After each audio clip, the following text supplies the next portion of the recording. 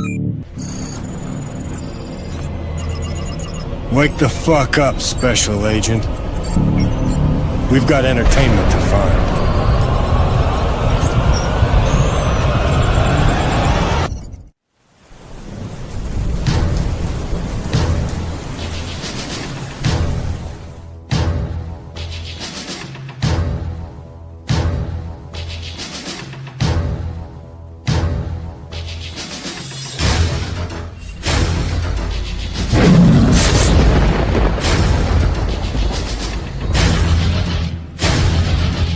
You're hit. You're bleeding, man. I ain't got time to bleed.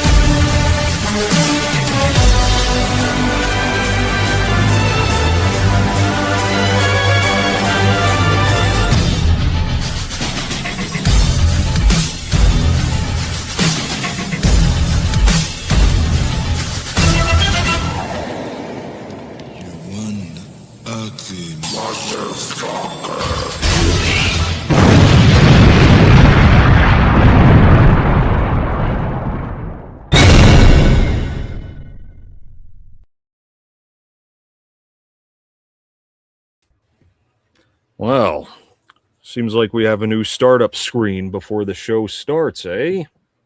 Nice Call job. it a new loading screen. Sure. Hmm? Call it a new loading screen.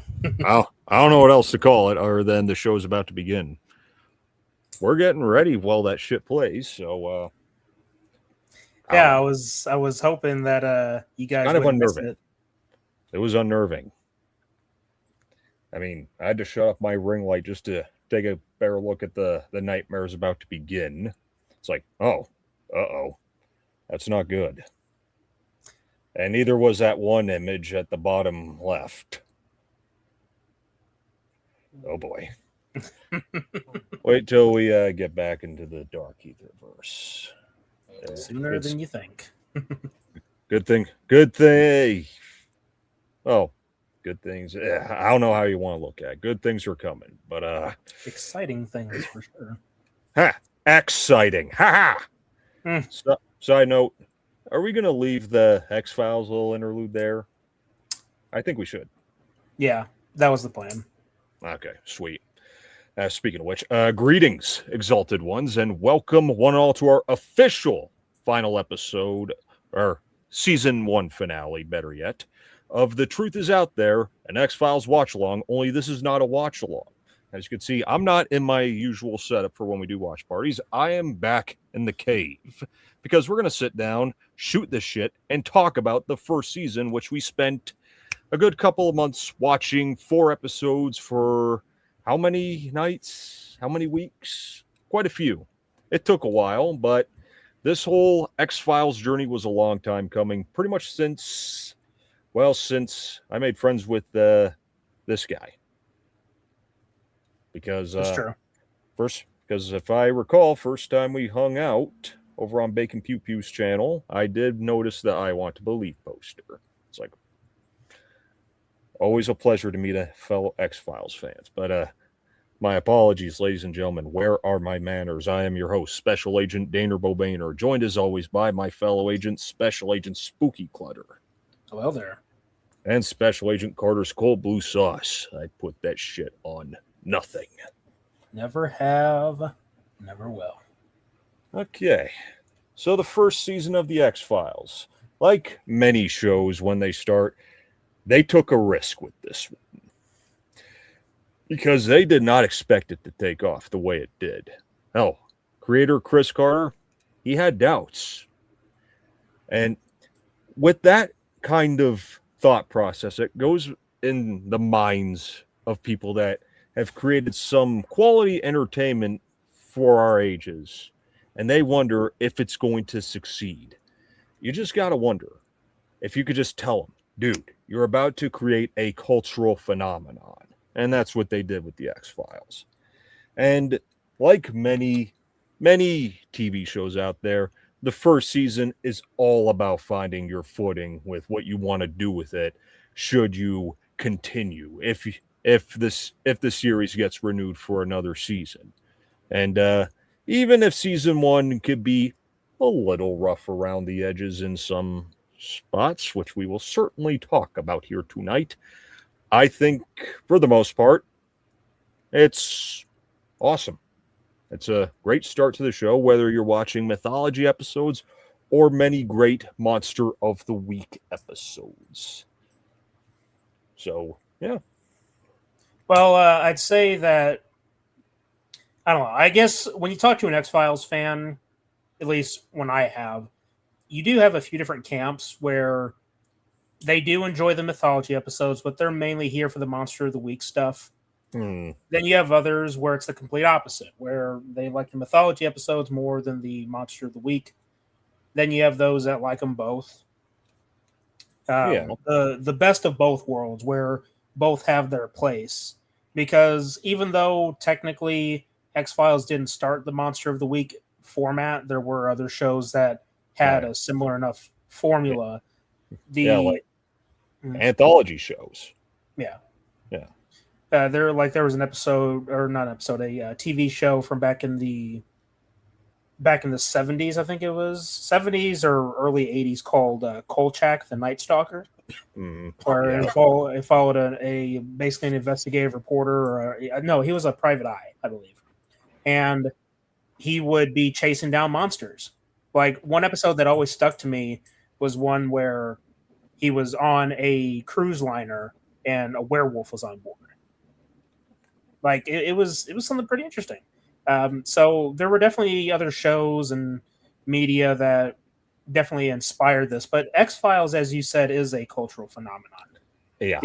It brought a lot of the conspiracies to mainstream. Yeah. Like, the idea of conspiracies have been around for a long time, right?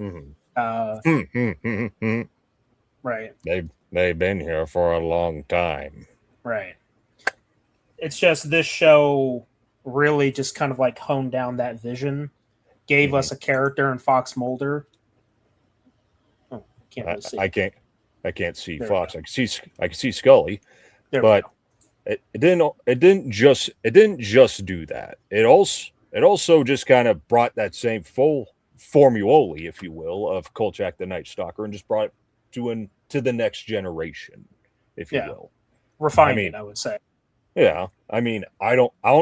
Maybe it's just me. It could be a generational thing, but I'm not seeing a lot of people nowadays talk about Kolchak. But I'm still seeing people talk about the X-Files. Yeah, and I mean, the show left its mark on pop culture history.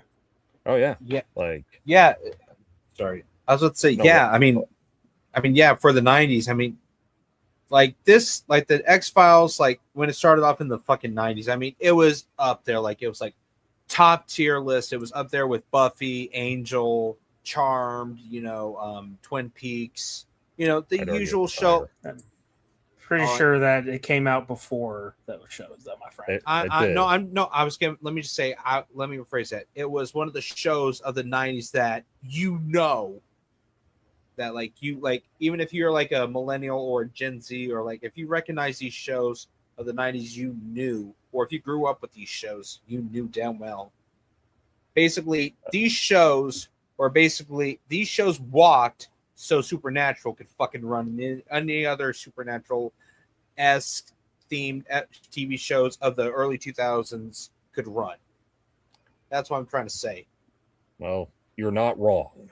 I mean, there are many instances where Supernatural totally took elements from the X-Files. I mean, Kim Manners has worked on both shows. That's true. Before we proceed, I noticed we got a new face in the chat. Oh, she's been here before. I've never seen this person before, I don't think. Yeah, she was in which one was it? One of our watch. I think it was when we were watching Space, I believe, is when we seen her. She was in there. How you doing, Jamie? Good to see you. Well, apologies if I forgot. It's been a while. I mean, guess I should kind of get the monkey off my back here. Yes, we were supposed to do the stream a couple weeks ago, but I got wrapped up having to look after my baby nephew and 6-year-old niece while I was on vacation. I wanted to do it, but sometimes even we need a break, even though we just sit on our asses watching good stuff and sometimes bad stuff. Mm-hmm.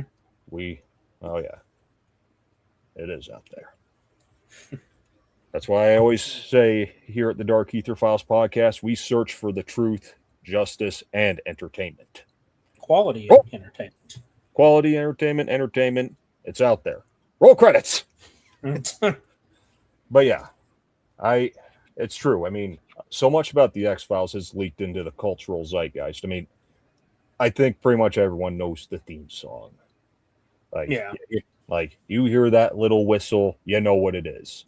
So I just saw earlier today that Destiny got herself a copy of Songs in the Key of X. Good job, if you happen to be watching this.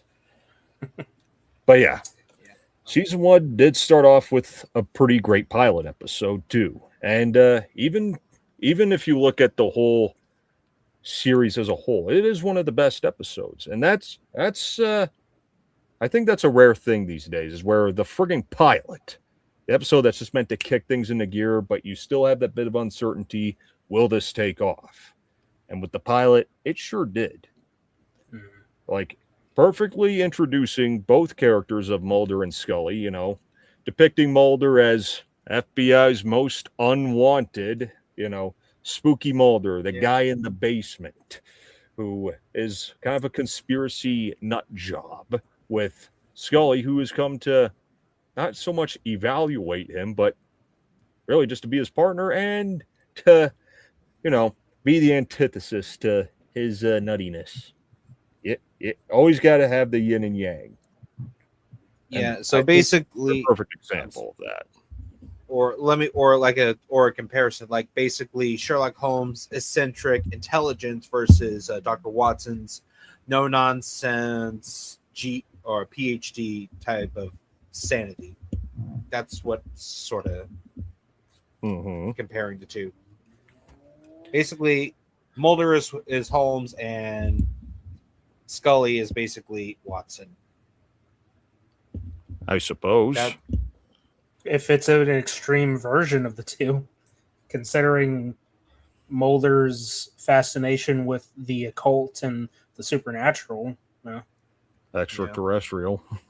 Right. Pretty much everything that can't be explained by the logic they feed us.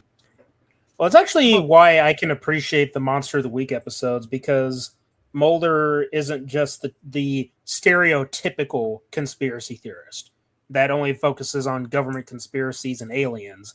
He focuses also on the supernatural things, ghosts, vampires, werewolves, even though we haven't technically got vampires yet, but Well, don't worry. We'll get a filler episode out of that next season.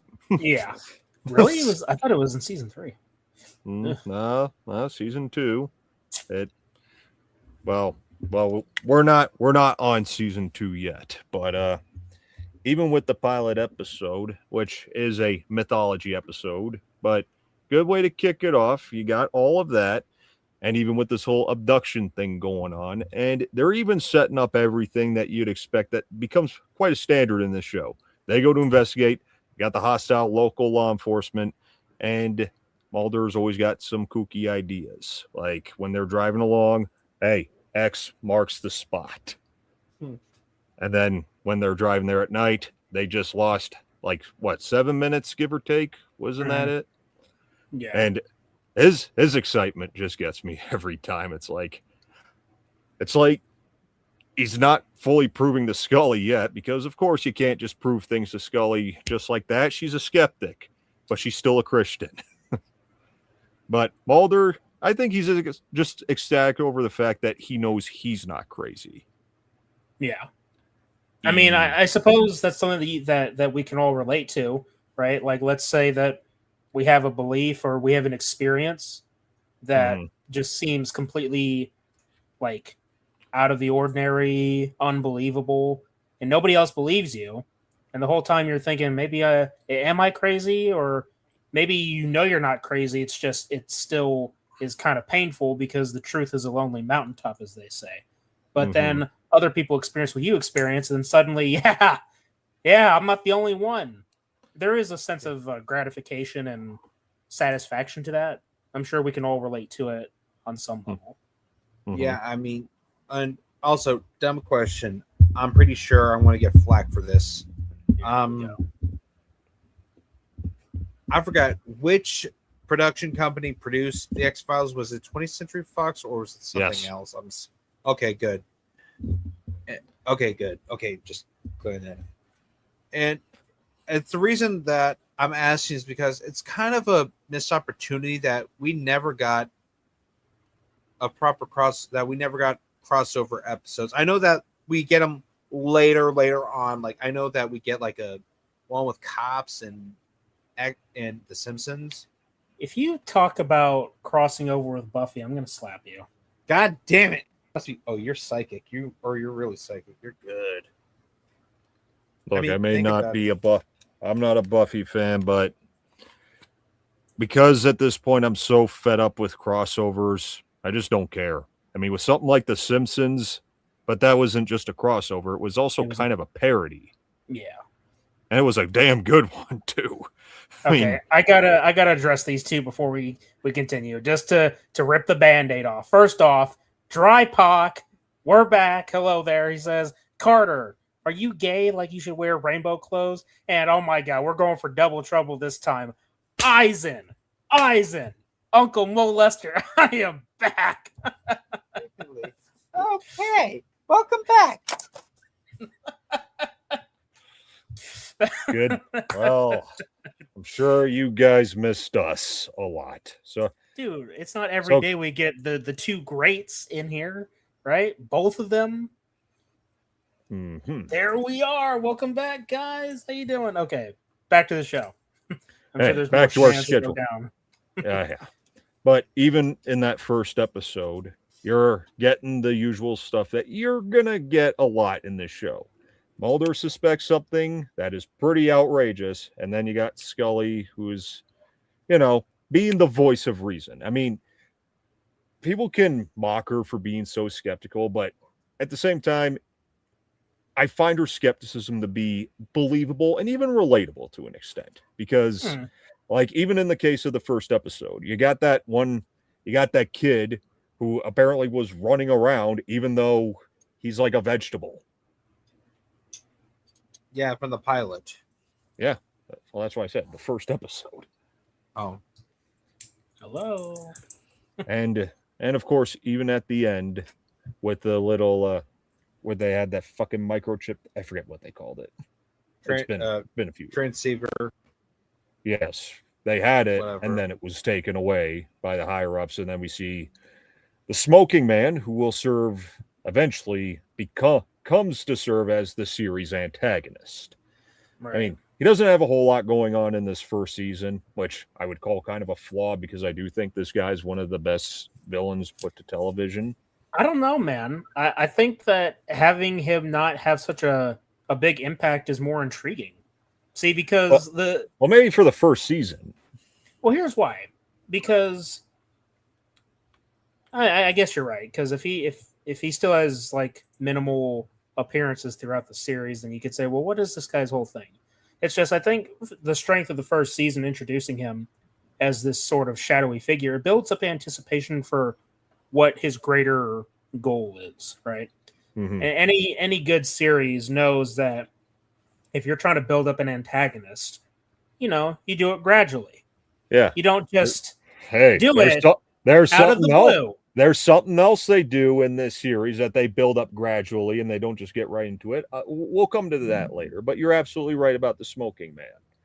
I mean, he only pops up like 4 times in this season, like 4. Mm-hmm. Like the pilot, the finale, he shows up in Young at Heart. Tombs? Young at Heart, and then Tombs. Yeah. And I think Tombs was probably my favorite here. Not just because it's one of my favorite episodes, but because just from his one and only line of dialogue in this whole fucking season, establish his role a bit more. It's simple, but it says so much. When Skinner turns over, do you believe him? Of course you do. Like, this guy's like the ultimate mastermind of something.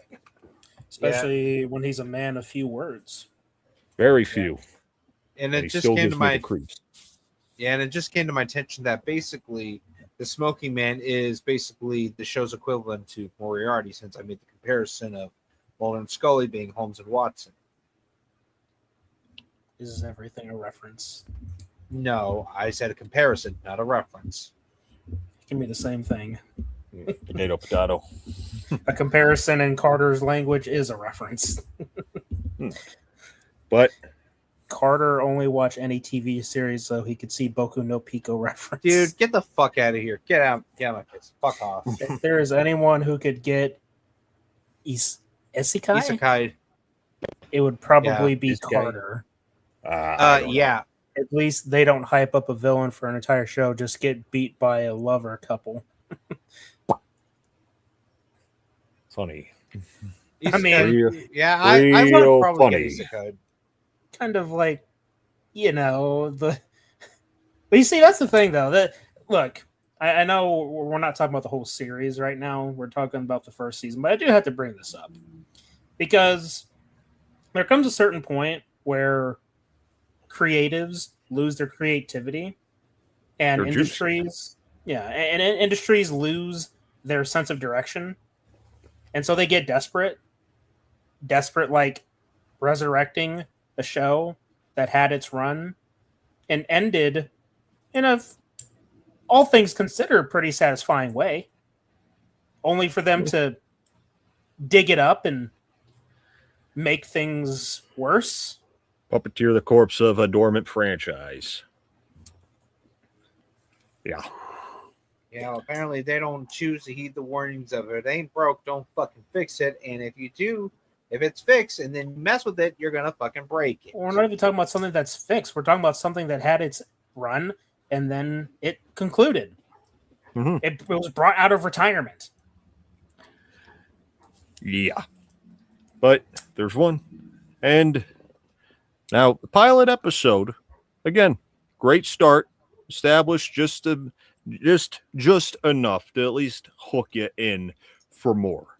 At least make you eager for more. Like government conspiracies, the existence of extraterrestrials, and a great character dynamic between our two leads. It's pretty small world building, small story setup, but again, for a TV series, they got just the amount right. I mean, you have to do that, though. Like, every sic parvis magna, greatness from small beginnings. Exactly. Just nice Uncharted reference. Yeah, it's a reference, Carter. See, that's how you do a reference. But look, Then- no, all seriousness. The thing about one of the driving forces of the show, and this is obvious, but we're discussing it, so I'll mention it anyway. But one of the biggest driving forces, the heart and soul of this series, lies in the distinction between Mulder and Scully. There are differences that end up balancing the team out. Because if you have too much of one, then it's going to disrupt the flow. Yeah. Because it's true. You need the opposite. You got to balance that shit. And it's always been said, character webs, every character needs to define one another in some way. Right. And they do that perfectly here. And there are even cases where, even despite the simplicity, like in terms of the characters' actions, they need each other. Because there are so many moments where if one of them was doing this on their own and the other wasn't there to help them, yeah, they're fucked. Yeah.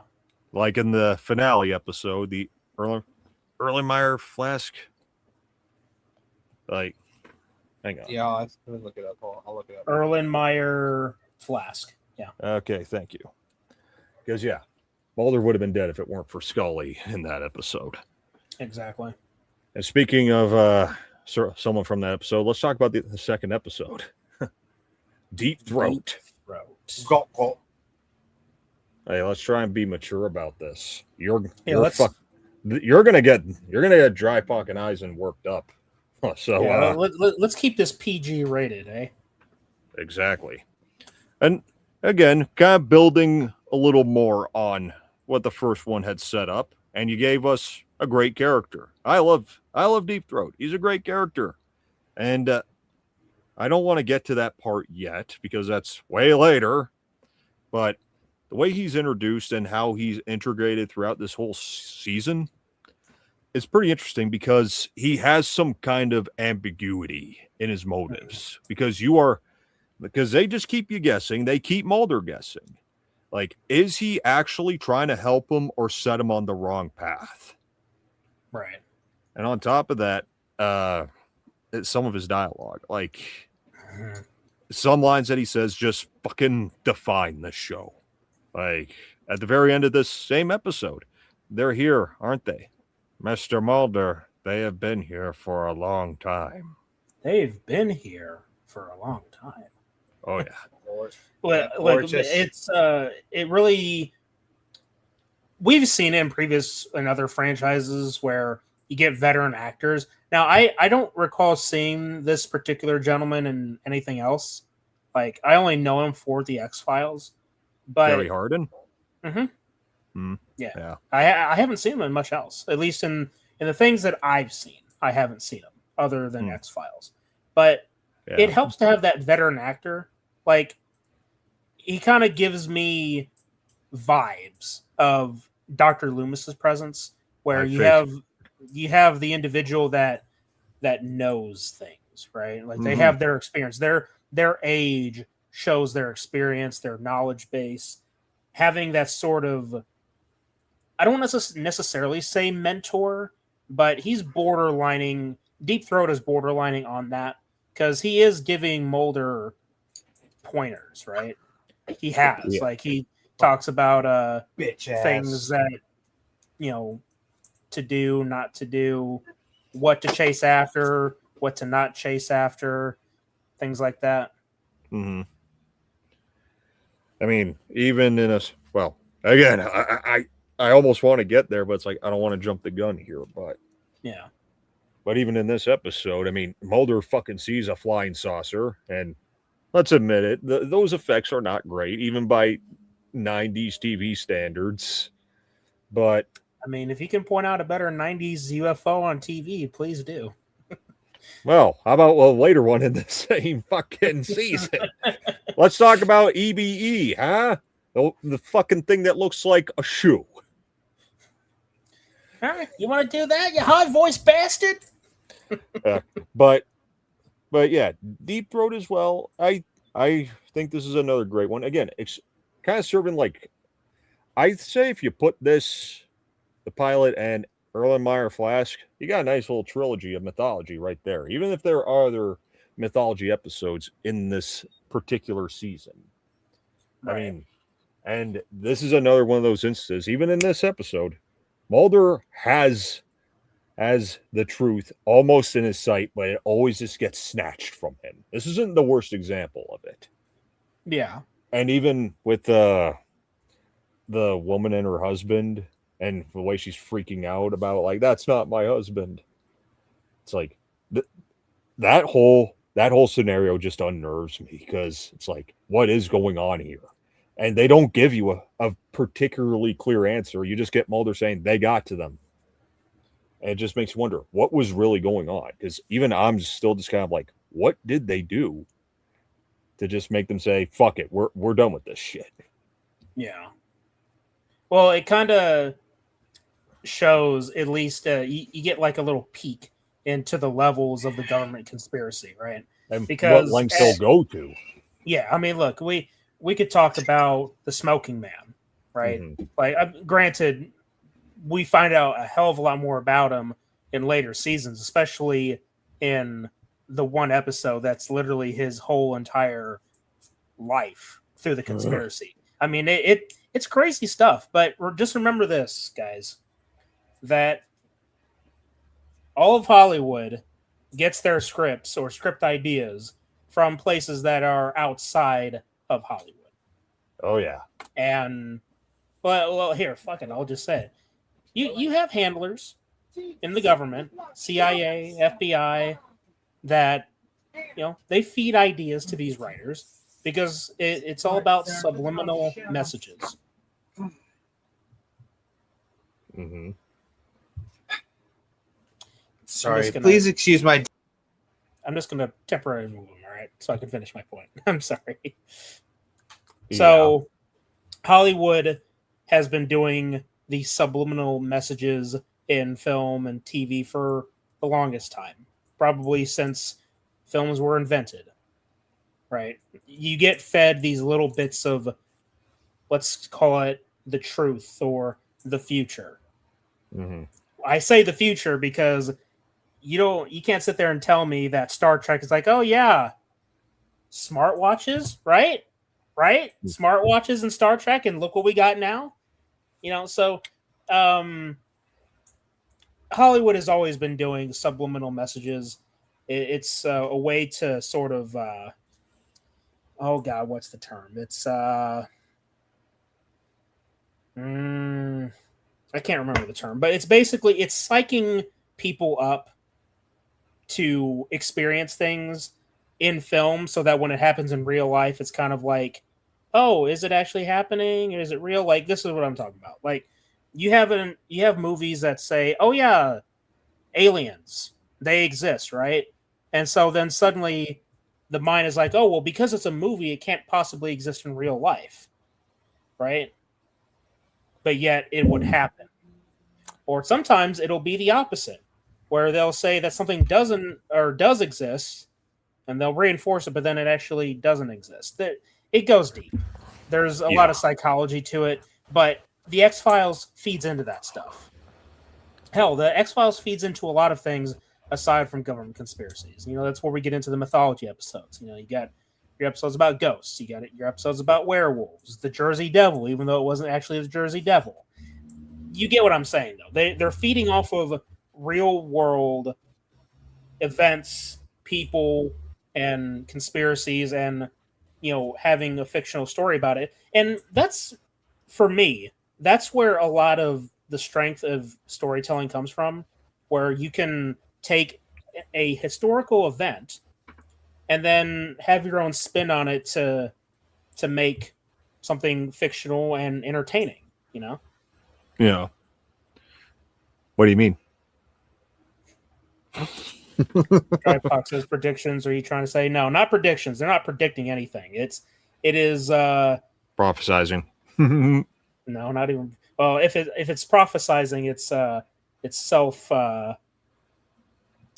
self-fulfilling. Yeah. But no, it is. God, I just had it. It's predictive programming, or programming. Where you get psyched up for events. Like, for example, I saw a video. It was just a compilation video showing a whole bunch of references to 9/11 years and months before the event happened. And there is an ass ton of things talking about 9/11. I'm talking books with pictures in them, or video game covers where it's a plane dodging the Twin Towers. Yeah. You see what I mean? So it is programming months and years in advance to get you mentally prepared, and you don't even realize it unless you've already realized it, and that's why we're talking about it today. Yeah. Having fun over there? Please excuse my dumbass sister. Oh, I think your sister had already removed herself, and then you took yourself off the camera, but then you kept on talking and mumbling to yourself while I was talking, so that's why I had to remove you. Welcome back. That's a weird reference for it. Yeah, well, it happens, my friend. Like I said, they were hyping up 9/11 before it actually happened. Hell, even Back to the Future did it. That whole theory that Back to the Future predicted 9/11. Well, Back to the Future wasn't the only thing doing it. So, as I said, I literally watched a video that was literally just a compilation of references across all forms of media, down to freaking video game covers. Yikes. But since you're here, Carter, so if you would probably die, it would probably be like Marco in Attack on Titan. Because even the Titan can't eat you full. Hey, Drypog, do me a favor. Why don't you go into the bathroom, fill it up with water, with warm water, take a razor blade, and play the blood.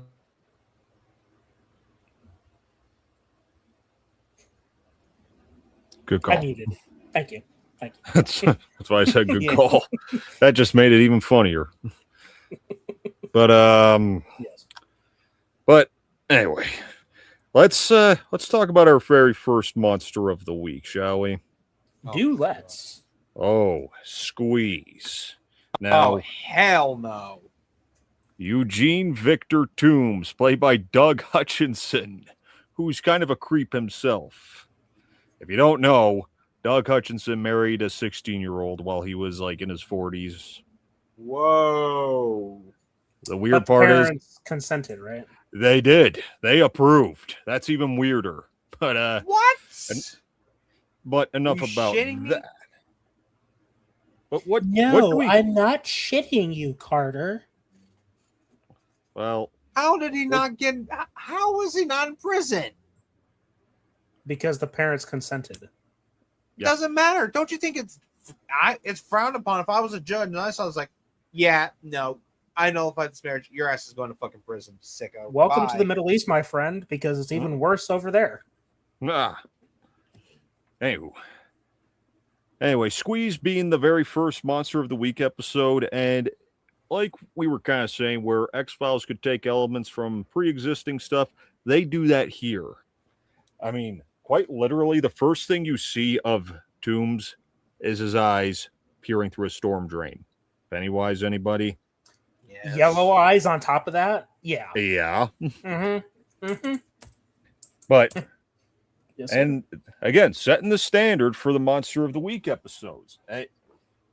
Side note, we could go over this while we're live, and maybe we will, but just to kind of give a handful of our favorites from this season. And Squeeze and Toombs, well, I put that as both episodes as my number one for this season alone. Yeah.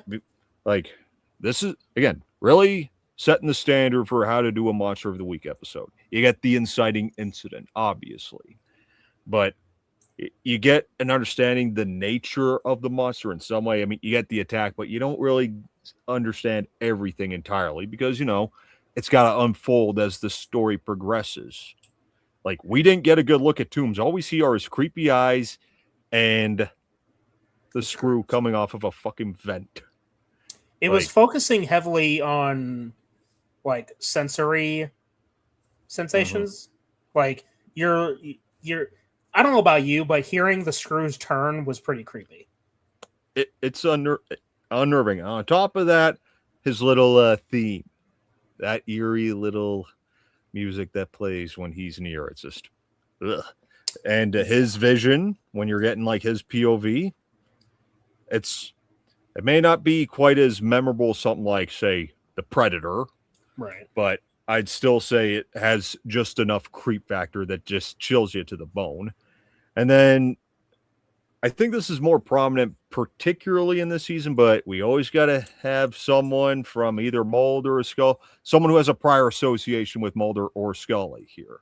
And we get that fucking, whatever the fuck his name was, who's only trying to use this to kind of benefit his own career. Which, like, he's fucking skis. I hate him. Oh yeah, I hate this fucking character, and that ultimately leads to the one thing about this episode I'm not too fond of. He's a piece of shit, and he doesn't get his. Yeah. Like that. Like, I was aching for Toombs to just wrap your fucking arm around this guy. Give him a chokehold to death. I don't care. Eat his liver with some fava beans and a nice canteen. I don't know. Just kill this guy. I don't know. I feel like it would have been more satisfying if he actually ended up getting attacked by Toombs, seeing what he was capable of, and lives just so he can look Mulder in the face and Mulder looking back at him like, I fucking told you so. I don't know. I feel like that would. You think I'm now. Yeah, right, exactly. Oh, I feel like that would Just be have more that- have it- satisfying. That'd be a pretty harsh burn. It I love would it, though. because he tried to make a joke out of Mulder's entire, career, more or less. Yeah. And now And he I gets to bet witness the truth firsthand. Yeah, and if he did, I bet you he would have been at home drinking him, probably pouring himself a nice bottle of whiskey to calm himself, and Yeah. probably even check and even pretty sure he even booby trapped the fucking vents and shit, so he doesn't do that shit again. You know what I mean? So How did he Tombs do on- it? Like, did he do it like this, like all the way? I think he did it with his ring finger over the bird, but I can't lift my ring finger without lifting another finger. Yeah, I If can't anyone, even fucking do it. if anyone's lost, Eugene Victor Toombs is kind of is like a mutant who can contort his body in inhuman ways, and he likes to cross his fingers in a very inhuman way, just in the hopes that he's going to get let on parole. I know I'm talking about the next episode that he's featured in, but the point remains. And again, like I said, borrowing certain elements from other horror movies, I fucking shit the bed when we were watching the episode, and I didn't even say it. But when he, goes down the chimney, I mean, you could say what you want about the digital effect shots there, but they're dark enough for me to not really notice or even complain. But when he goes after the guy that's in that home, or the way he emerges from the shadow, like fucking Michael Myers there. Yeah. Well, the way I boil down Toombs is he's the natural progression of if Reed Richards became a villain. Oh yeah, and a pretty nasty one too. Yeah. And even understanding that he can use his little, I don't know what to call it, his power, his gift, whatever you want to call it. He can use it to any advantage. I mean, they don't even show it, like they don't show any graphic detail, but he's doing something with his body when he's hooked up to that polygraph. Yeah. Because it's all based on your pulse and your heart rate, and he's doing something, and they're not showing you any graphic details as to how or what, which is probably a good thing. Yeah, But, less is more in this case. Another Also, thing, the fact. side note. Hold on.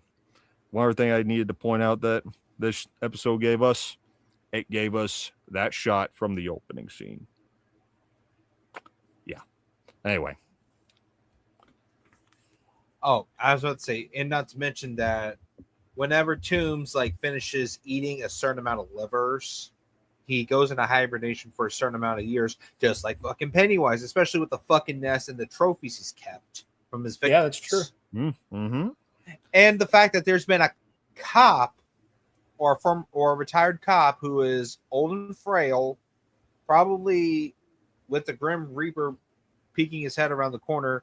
This cop was waiting to catch this fucker, catch this guy. He was like, he slipped through my hands, but I'm gonna fucking get him. Like, you're gonna slip up, and I'm gonna get you. He didn't slip out of his hands. He didn't slip out of his hands. He squeezed his way out. Mm-hmm. Yeah. Also, are the fucking cops here that fucking dumb?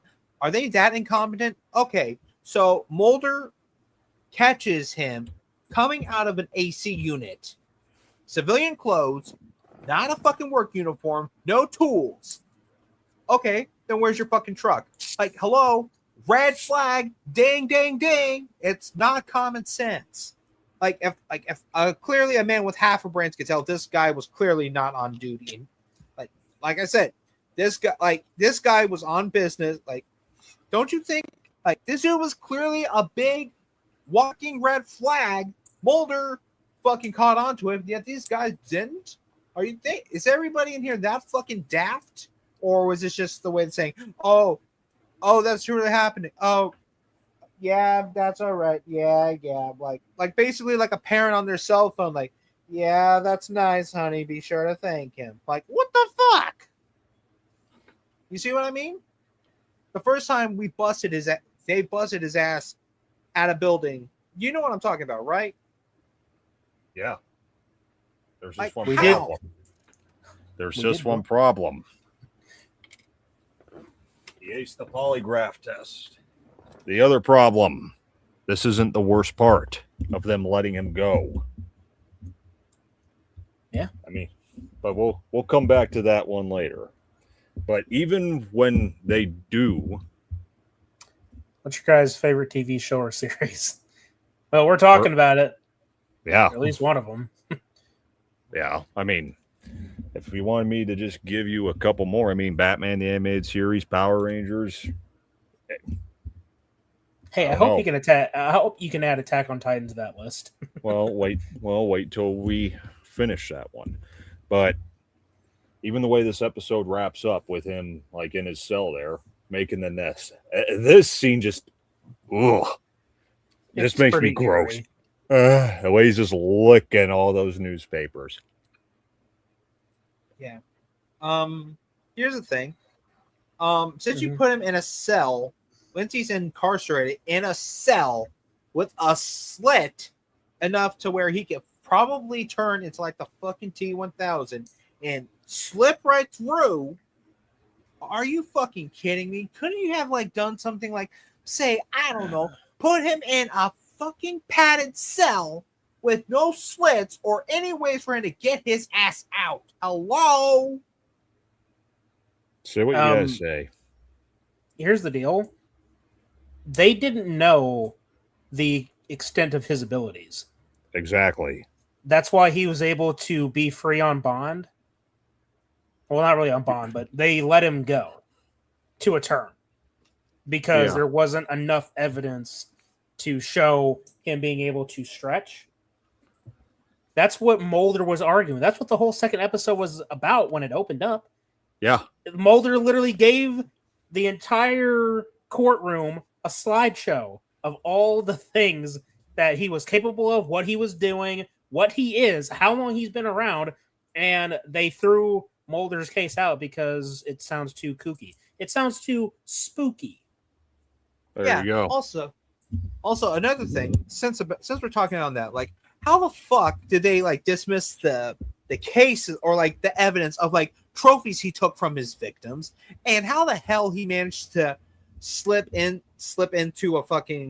Mulder's apartment undetected with doors locked, and didn't they like, where's forensics on it? Like, they have his fingerprints, but they didn't though.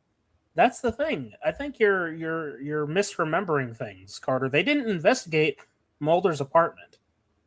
Not Mulder. I'm talking about Scully. The first episode when he went after her, when Toombs went after her.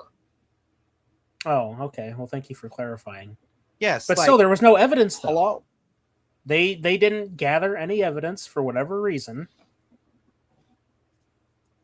You could say incompetence.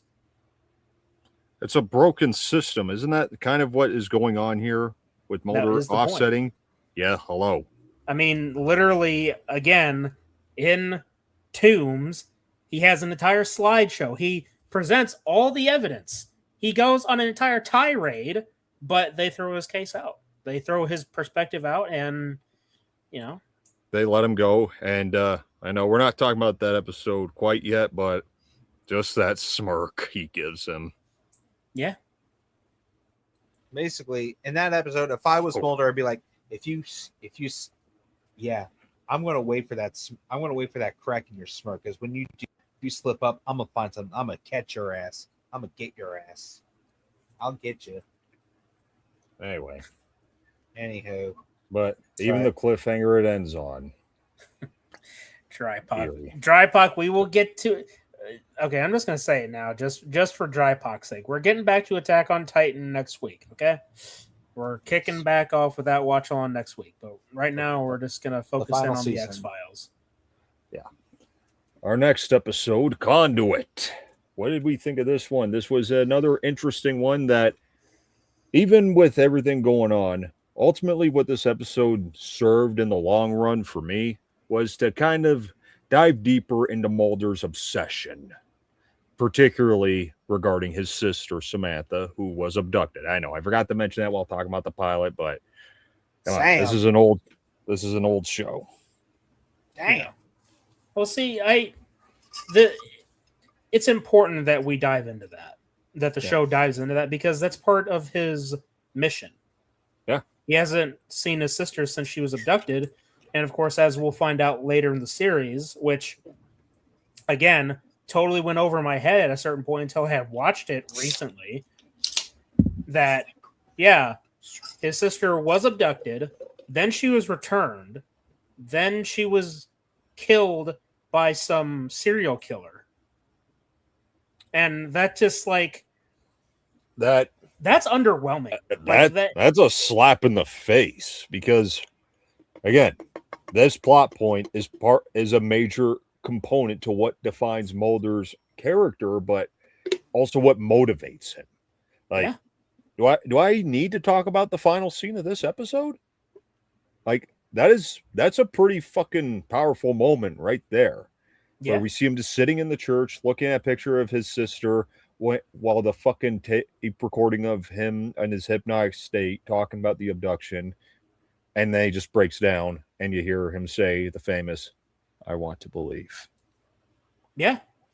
And yeah, in this episode, that's what's going on, is that, you got the girl that got abducted, and in this case, it's actually the elder sibling who got abducted. So slight switcheroo there. Mm-hmm. And then you got that kid who I'm sure we'll never see again in this series. Yeah. He's a creepy kid. Yeah, and then you'll see him in a pretty shitty Stephen King adaptation. Oh, are we talking about The Shining? No. Like, at all. I guess you don't remember the miniseries then, which I can't entirely blame you for. Yes. I can't entirely blame you for. The Dictator Carter. And a bunch of symbols. Drypok's trying to speak in an alien language here, guys. Maybe he's talking about Carter being a fan of weird anime and alien language. Or I don't know. Anyway, the worst disappointing episode on my list in season 1. The worst episode. Whoa! Time out. We're going with a bit of a formula here, buddy. We're trying to go episode by episode. We're talking about Conduit. Yeah. Let's try and stay focused a bit. I mean, again, it's kind of condensing the main plot of the show, kind of one episode, but with other characters that Mulder's trying to help. Yeah.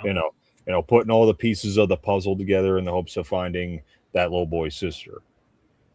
Like, well, see, that's my problem. That's one of my problems with the series, is that we know that his sister being abducted is a very major driving force. Yeah.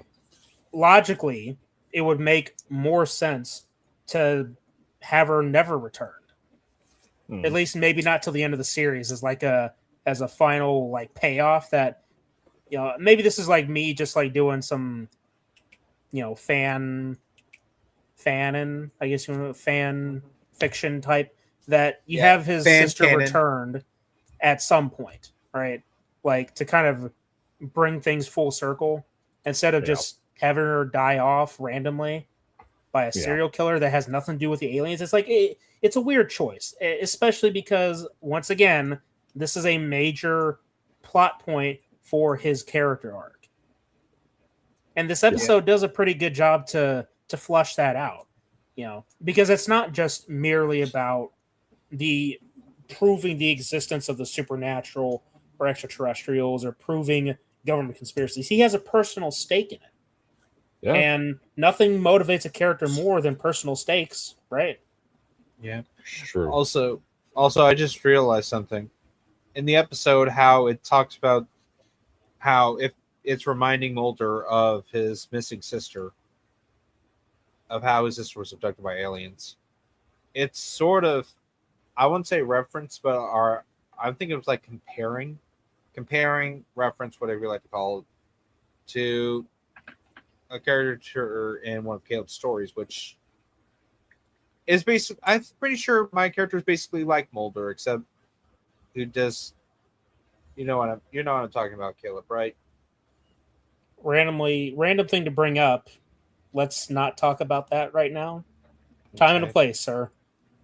Time and place. Got it. Also, the fact, like the theory that she was abducted, but in reality she was taken, or she decided to run off with a bunch of bikers. Well, that was anticlimactic. But it wasn't true. She was abducted, remember? Yeah. Yeah. But that's what this episode served to do. Kind of expand on that just a bit, but not entirely focus on it because, again, let it unravel as the series progresses. Yeah. And, yeah, even though the result is not so great, I mean, it gets a bit messy in that area. Yeah. All right. Next episode. Oh, God. The Joyzy Devil. Oh God. This. Look, like many episodes, and I may sound like a broken record, or I'm inevitably going to, but solid opening scene. I'll give him that. Where it shows that family in like what, the 40s or something? You late 40s, yeah, 45, 46, I think, 7. It looked like that's. It kind of reminded us of a Christmas Story with the whole flat tire thing, except oh fudge, no, yeah, we don't get that. Instead, the dad gets attacked and it's never seen again. And a bunch of sheriff's deputies and a bunch of hunters with bloodhounds and 6 dynamite find the source of the killer, blows it up, and we think that's the end of the story. Right, wrong. Drypock says, like in some shows, there's a guy that is hyped up in season 1, almost kills the main character to become the weakest character in the whole series. Yeah. But yeah, with the Jersey Devil, this is just I wouldn't even call this a goose chase. It's just kind of, I mean, again, still finding their footing with the whole formuoli here, but, you know, if you're going to call your episode the Jersey Devil, yes, that's how I like to say it. I like to talk Looney Tune-ish when it comes to Jersey. It's fun. Kind of like how some people like to talk in pig Latin. Got a problem with that? Ukfe uye. Okay. Yeah, Jersey Devil was a major fucking letdown. Also, the one thing I would like to somewhat or compare today, Junior. I'm thinking, damn it. The fucking mayor or whatever his fucking name is, that fucking asshole. Oh, I compared that comparison, aren't you? God fucking damn it, you know me too damn well. Well, that's the thing though. No, it's just they both have the same last time. It's what you did during the watch along. Well, they do have the same motives though. They don't want to start a panic. They just want to bring in fucking money. And I wouldn't be surprised if the mayor from New Jersey was actually owed money to the mob. I wouldn't be surprised. Have you guys watched RE0? Resident Evil 0? No, I can't. Are you talking about Resident Evil? Because I've never heard of Resident Evil 0. I've heard of the game. Yeah, Resident Evil 0. But even with the Jersey Devil, like, you get all this build up for what it could be, and what do we get? This homeless person gives Mulder a picture of what he saw. That fucking sketch, whatever you want to call it, is hilariously fucking retarded. That I can draw better than that, and I can't draw for shit. It's like, there's your lead. This sketch from a fucking homeless guy. From a hobo. And by the end of it, all we get is a fucking naked Neanderthal. Yeah, that's underwhelming. Considering that the actual depictions of the Jersey Devil would have made for a pretty terrifying Monster of the Week episode. Mm-hmm. Like, a lot of the depictions show like a kind of like a horse or a goat body, but with like dragon wings. That sounds pretty freaky. But did they have the tools the creative tools at their disposal to even bring that to life? I mean, if Ray Harryhausen can make skeletons come to life, You know, I guess, but fuck. I guess it costs too much money for But weekly episodes. even what we get out of this Neanderthal, it doesn't even. She's not disfigured like at all. Like that's the least I would expect is some disfigurement. No, it just looks like a normal looking woman with some dirt on her face. Who's naked? Oh, yippee. Whoa. I give a shit. But yeah, the Jersey Devil, this is one of my least favorite of this season by quite a bit. It's not as bad as another one we'll be talking about, which could be a serious one for one of the worst of the whole bloody series. Yeah. I don't care much to even talk about the Jersey Devil because it's such an unremarkable episode. It's not even so much bad as it is just forgettable.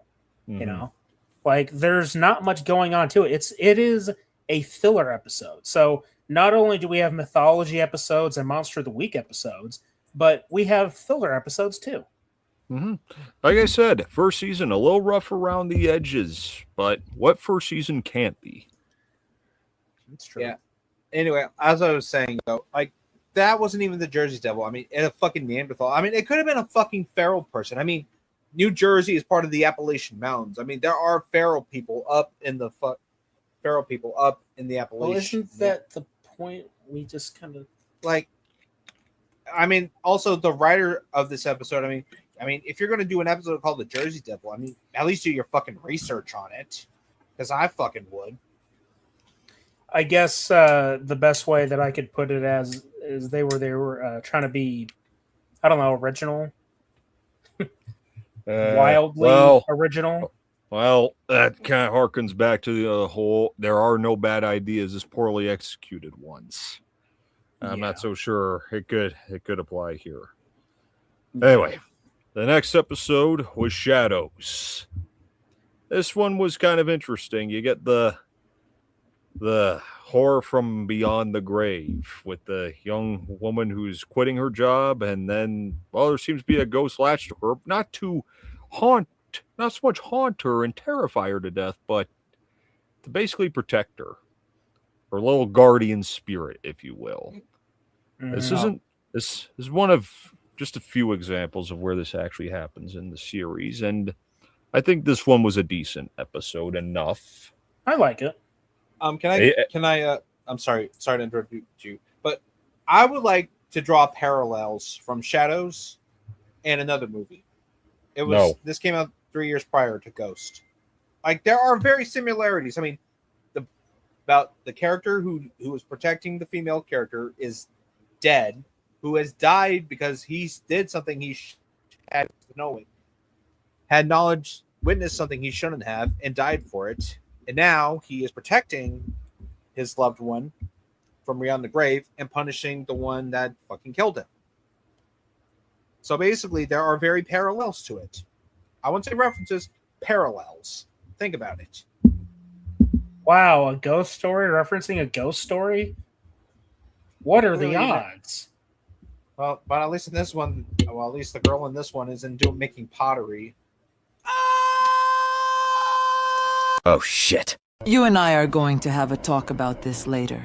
Go fuck yourself. I had to do it. Yeah. You had to do it. But even with what we get in this episode with all the telekinetic shit, this is where we get probably one of the most infuriating examples of shit sitting the fan and Scully's looking over there. Yeah. This happens like twice in the same episode. Like when those thugs show up to her house to fuck her up, and then getting strangled in midair. Mulder sees it, but Scully, she's outside. And then inside the office during the climax, she just doesn't see it. Keeps Talk about missing bad it. timing. But Keeps missing it. all the time. It could be a bit more infuriating. We'll talk about that. I can't wait to talk about that one, actually, because I'm excited to talk about that one. I'm sure you are, too. But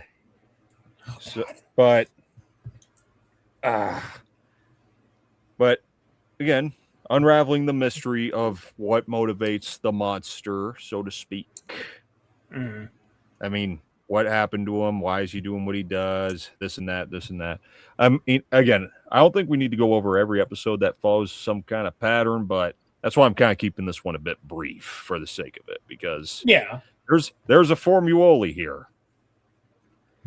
But overall, I still think Shadows is a decent episode. And as far as this whole help from beyond the grave goes, it's a pretty good one. Yeah. Looks familiar.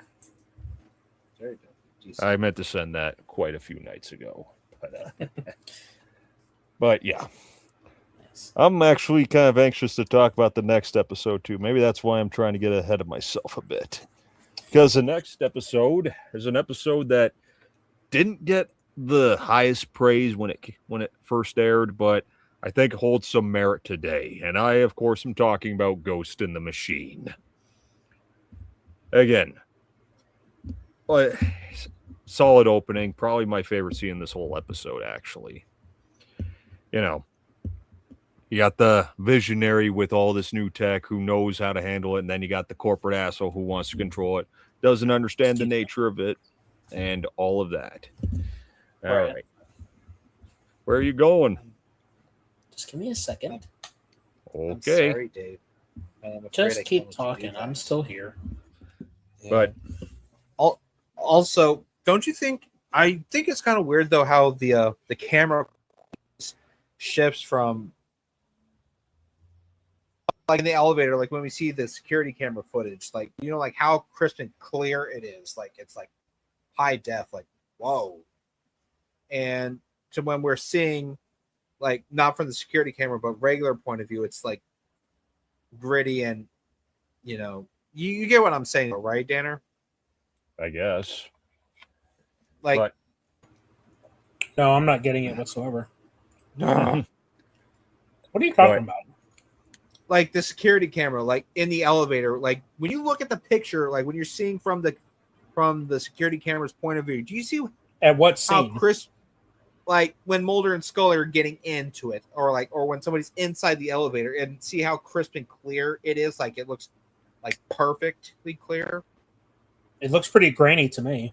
I'm looking at it right now. No, I'm talking about like super high def, like a fisheye lens almost. Dude, I'm looking at it right now. I'm not seeing it as high def. I'm seeing it as grainy. That's weird. So on my screen, it was like high def.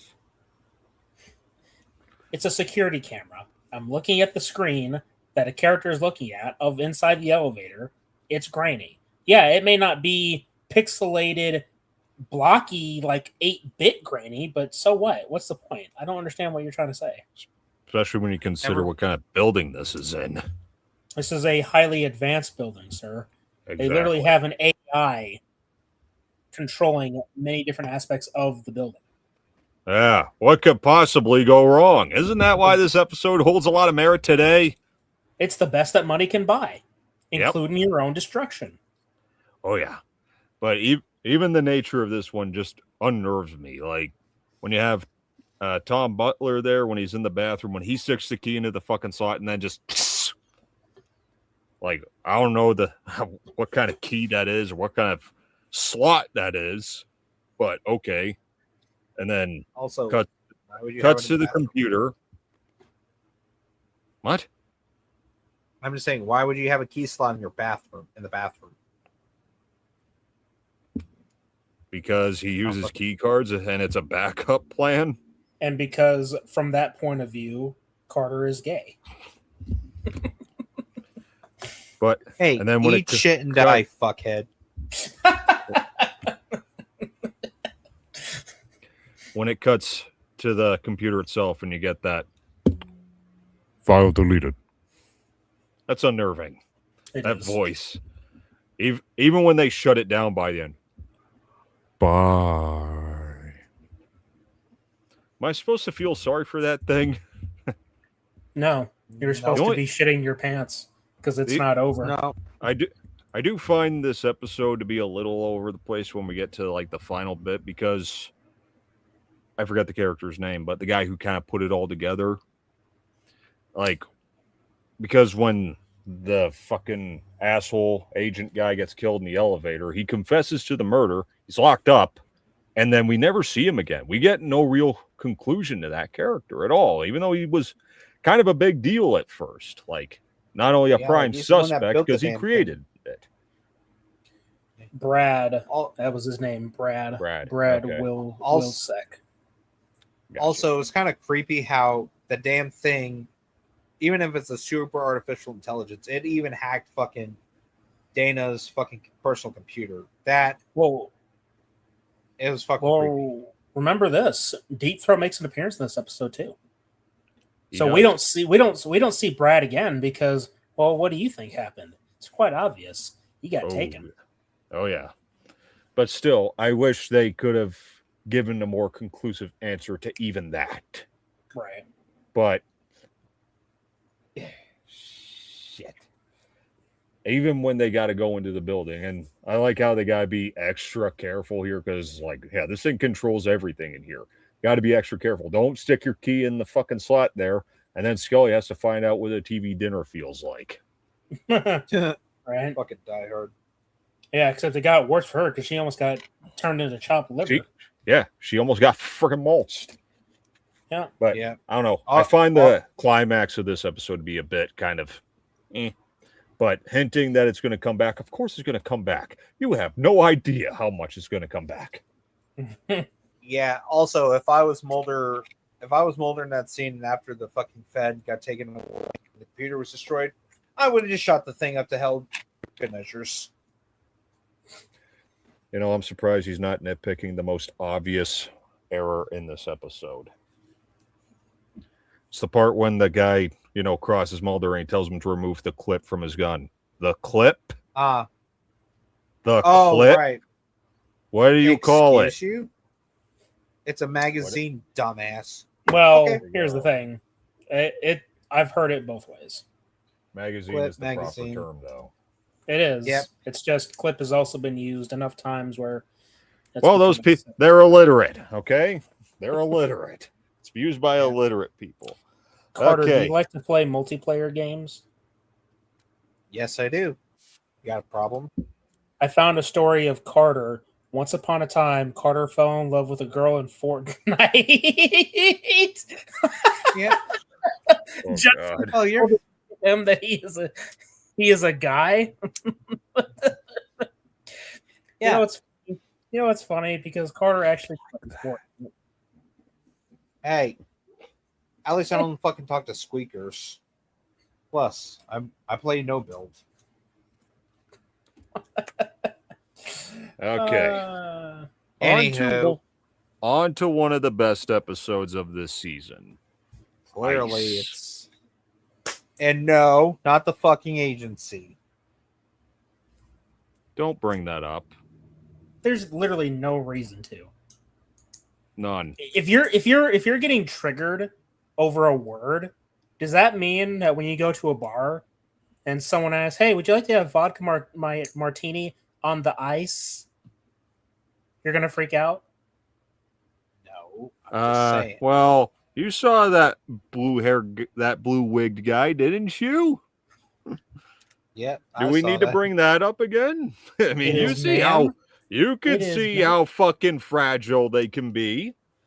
But anywho, Ice, an episode that some will say is derivative, but I say inspired by a little movie you may have heard of called The Thing. I think this, well, being derivative, sure, this one still has a whole lot going for it to make it stand out. I mean, right from the beginning with Ken Kersinger there, and you get that, no pun intended, chilling line when he's making that recording, "We are not who we are." That is unnerving. Like, Yes, it is. genuinely just, how to set up a horror scene is when you do not understand the whole picture. And you unravel it, and as it progresses, of course, I know I sound like a broken record in saying this, but that's just how you do it. And what's also clever about this opening scene, they foreshadowed the resolution right away. Yeah. Because they have their guns on each other, and then they turn it on themselves. How do they solve the problem? Put another one of those alien tapeworm things into one who's already infected. They kill each other. That's clever. They set it up right from the beginning. They basically were telling you this is the only way out. Just not in the way you think it is. Right. Nuance. Subverting of expectations. Not to mention, Danner mentioned was basically begging. Danner mentioned? Danner was talking about the fucking exterior shots of the research outpost. Danner was saying, please, like, oh, I'm waiting to see, like, where is, I knew this is from the thing, like, you just need to find McCready's outpost. That's because it is. It is. It's just a tighter shot. They cut it out of the frame. Because I'm sure if they did show it, you're wondering, is he still up there playing chess with the robotic Adrian Barbeau? I'll have to ask her when we meet her tomorrow. Cheating bitch. Oh. Oh yeah, she's going to be at the convention. I found out. It's kind of like, whoa, what? Well, this is news to me. Mm-hmm. It was news to me too until about 3 hours ago. Oh, nice. Yeah, let's just hope that her autographs don't cost a fucking arm and a leg. Yeah, no. We'll find out. But and then when they get there, you get your new support. You get your supporting characters for the episode, and they. Even when you're watching this episode, you can draw more parallels to the thing if you want. You got the pilot, you got you got the doggy. Shut up. Thank God this dog does make it. So we could be happy about that. You know what else we get here? We also get John Connor's foster dad. She's not my mother, Tad.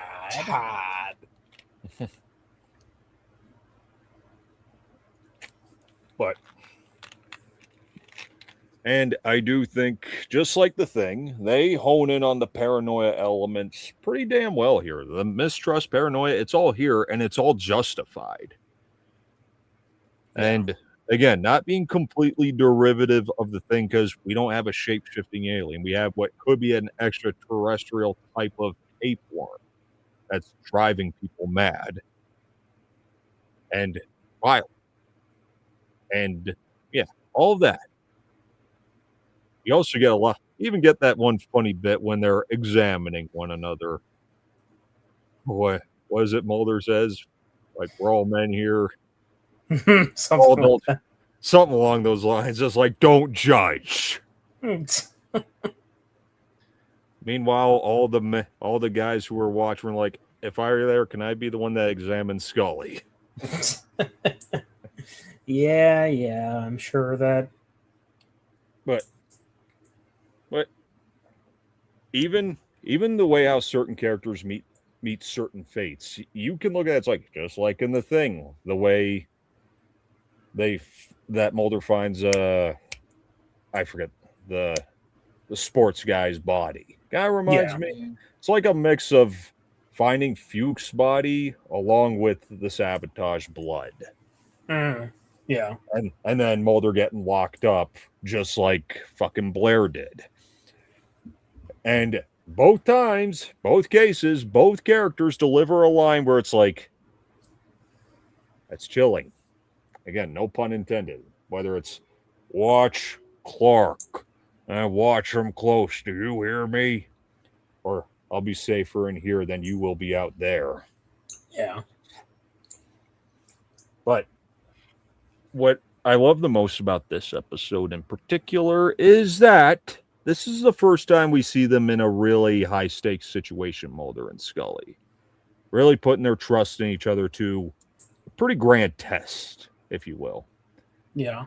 Like, even when Scully confronts him, like when, they find out how they could possibly save themselves, she questions him. Why didn't you let him why he didn't let her examine him?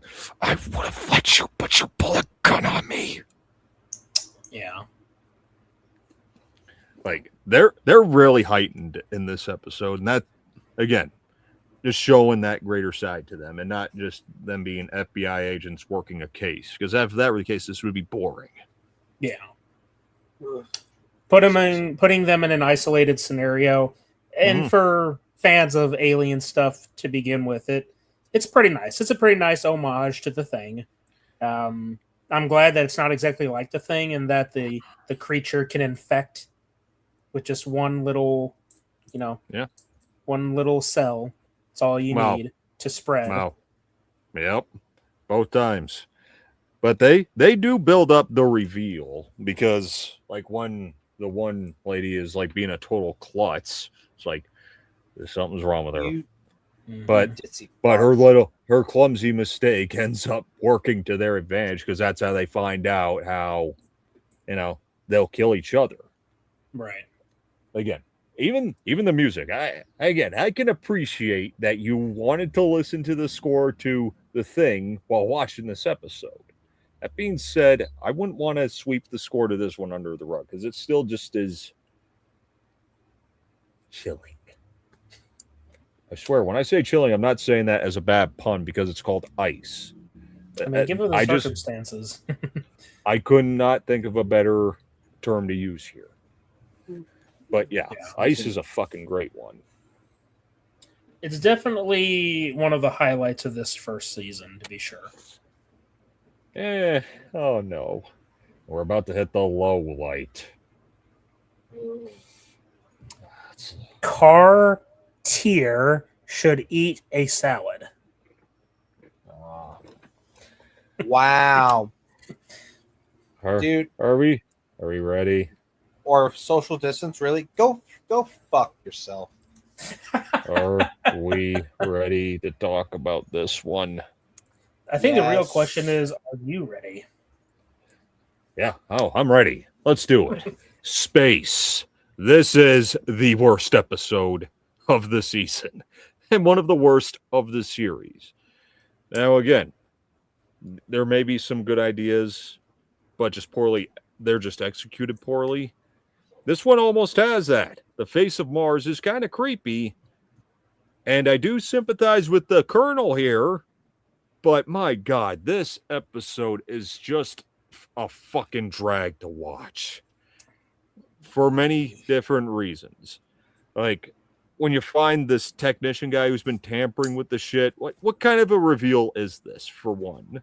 It's not that interesting, especially for something in a show where its very foundation is about the unknown, the supernatural, and all that. You get that, topped off with a condensed setting, and not a good one like the episode we were just talking about. They are spending the majority of this episode in a fucking space, in a launch pad station. Yeah, whatever. I don't know what else to say. I'm not going to say space station. No. That's not what I mean. What I'm using with quotations, because this movie or this episode uses so much stock footage. It's like, okay, so they're on a cheap set masquerading as one for the sake of it. But you're absolutely right. That's something else that really hinders this episode. It's stock footage of space shuttle launches and all that. Not only that, but with the astronauts that are apparently in so much danger in space, do we ever see them? No. We don't see them. We just hear them talking.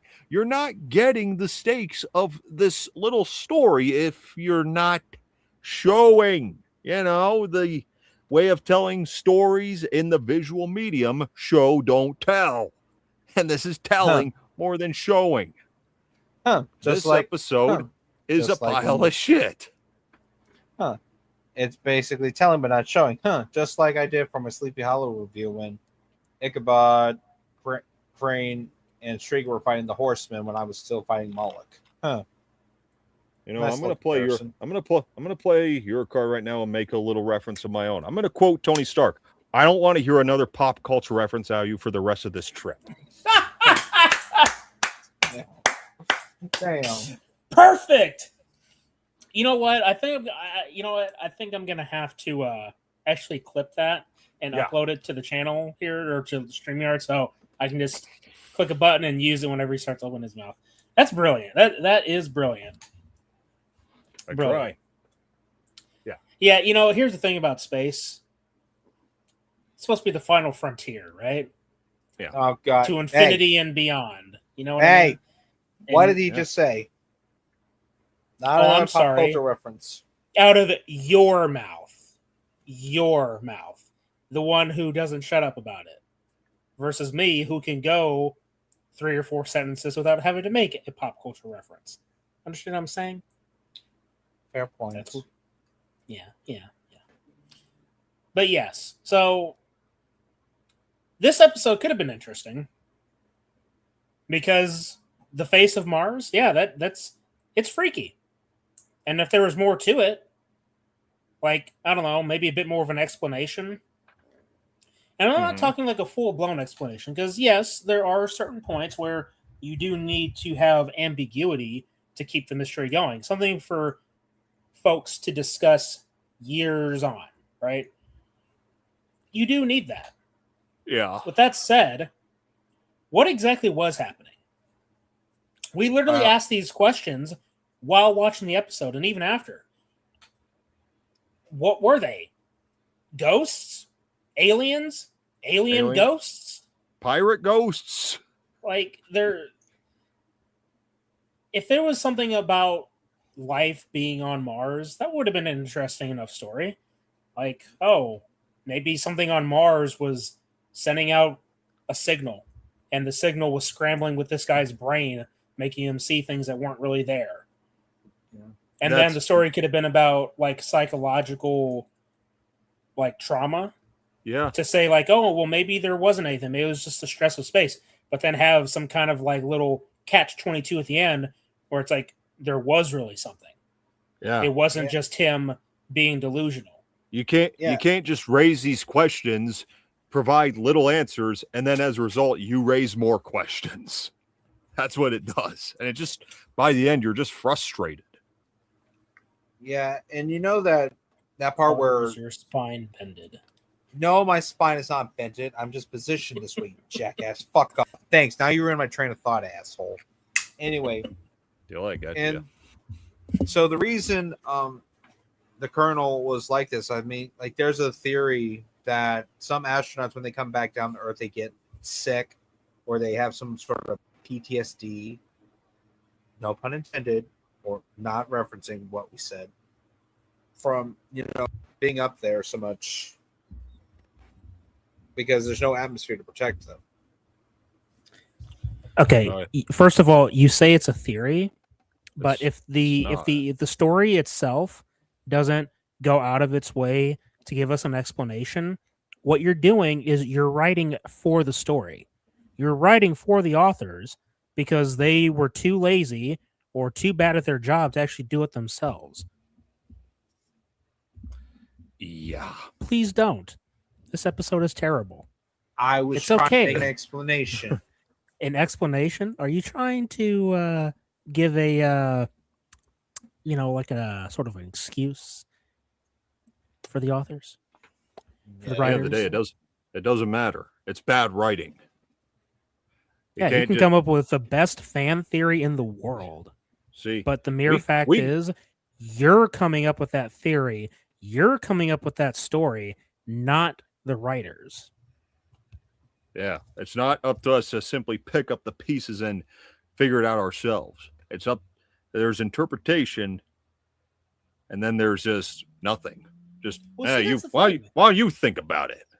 There are stories where the author intentionally does that, and when that does happen, it does become obvious. This episode didn't do it.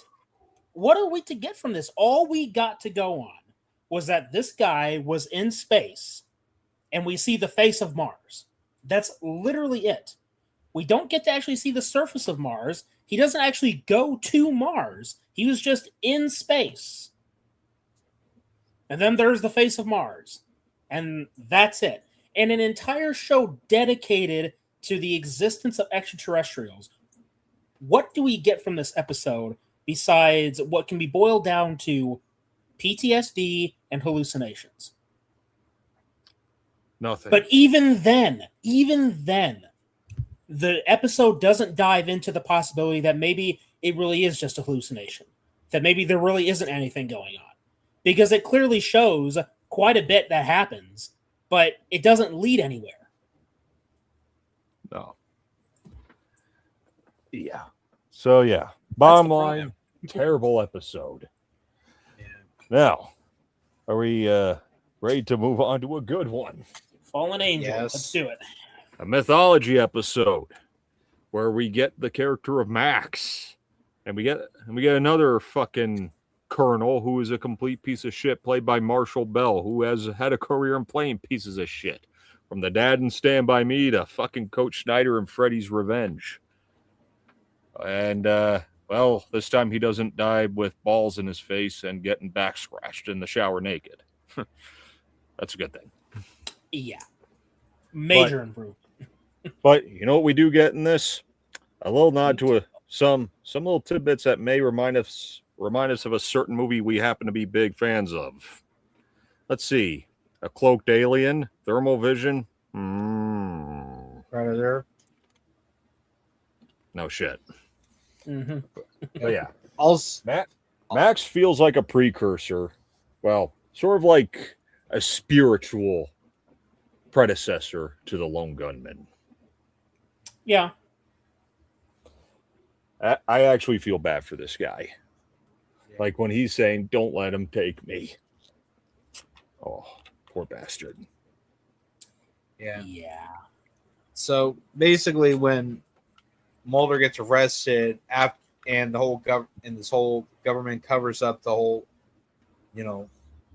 crashed UFO crash site. This is not a reference. This is like a real event that occurred, like the 47 Roswell incident, where it happened on a farm where part of a weather balloon was crashed and was picked up, when in reality there was an alien. There was basically an alien. The government threatened someone with the threat of like treason to a person, saying, "We can make you disappear if you talk." So basically, this is what this was. Like, they're basically paying homage to the story of the Roswell incident of 47. That's why a certain song was on the soundtrack. Yeah. You know which song I'm talking about. Unmarked helicopters. It's basically telling that story. So, yeah. I just realized I didn't even look at the back of this cover. It's pretty cool, ain't it? Yeah. That is, I dig it. Yeah, I love it, actually. Not as much as artwork in the booklet, but it'll do. I mean, this one is very creepy. I love it. And to think that's all it took was to spark my interest in this show in the first place. That's all for me, it was all about my mom watching it and me just... Yeah, my mom loves horror. She got into the X-Files before I did. I was watching it when she was watching it on TV. And that's how I remember it most. Like, I didn't go out to search for it myself because I was into like Cartoon Network, Dragon Ball Z, Naruto. Like, there were other things that were occupying my mind, but the X-Files always did stick with me. Because at a certain point I did watch it more and more with Mom, to the point that we would go to the public library and rent the DVD box sets for the show. Nice. So yeah, that's this show is fascinating, even despite its shitty episodes. But the whole fascination with aliens is, look, I watched Predator, right? I watched Ridley Scott's Alien, so I was already well versed in the alien zeitgeist, if you will, with all these different media that I was consuming. This one is pretty interesting for, like we were talking about, with his references to, I don't know if it's a reference, but it's definitely like a homage. A cloaked alien, special vision. We even get infrared vision shots, not from the alien itself, but from the military supervising the whole incident. Leads to a pretty good moment too. Yeah, I mean it's so iconic that it's when we rented the DVD box set, that was one of the covers, I believe. Like actually showing Max levitating, it's like, yeah, that's pretty unnerving. All of it, not just that, but even with the infrared vision, and he says we're only picking up one life form in there now. Yeah, it's like ooh, and the final scene with Mulder at his little hearing there. Yeah, like that little like final fuck you he gives to that director guy. like how the truth will come out. Like that was brilliant. Yeah. And then the way he just kind of goes like, we had Mulder.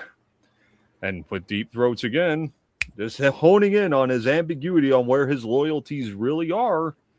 Keep your friends close, keep your enemies closer. Yeah. What a guy. Bless his heart. Love Deep Throat.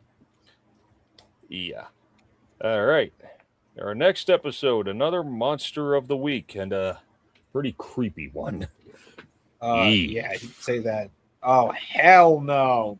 You could almost say that this is like a precursor to a mythology episode, considering the circumstances.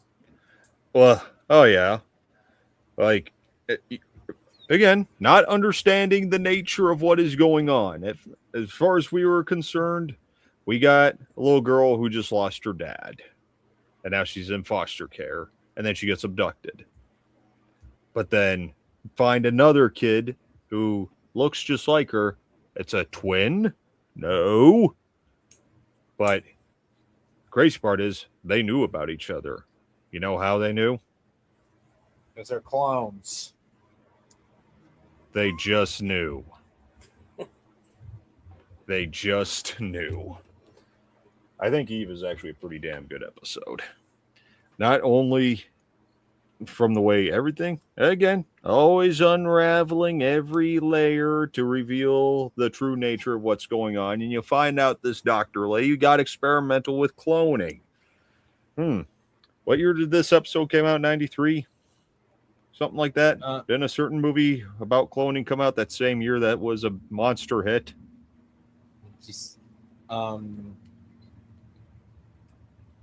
What was it? Came out in 93. Hold on, let me look it up.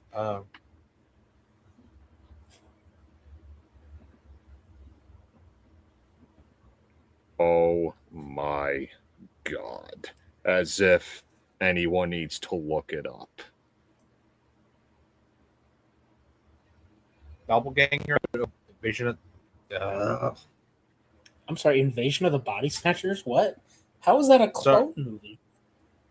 Sorry, it just randomly pulled up. Or Doppelganger. What?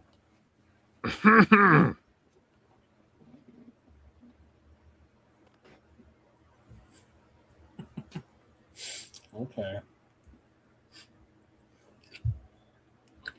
Oh, are you done, Carter? I don't get it. Yeah. What? Yes. Where's that? I can't find it. Oh, here it is.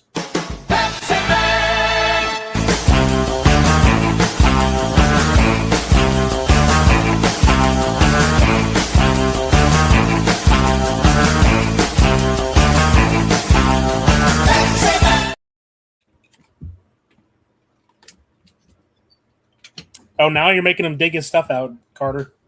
Now you've done it.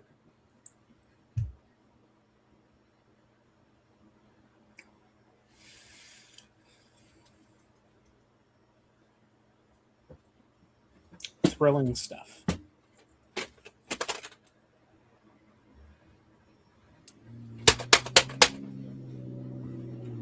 Well, I'm sorry. I wasn't thinking about dinosaurs. I was thinking about evil little clone girls.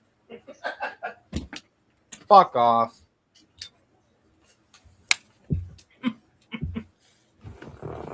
Anyway. Eve. Cloning doctor with a bunch of different Eves all over the place. There is one downside I have to this episode, though.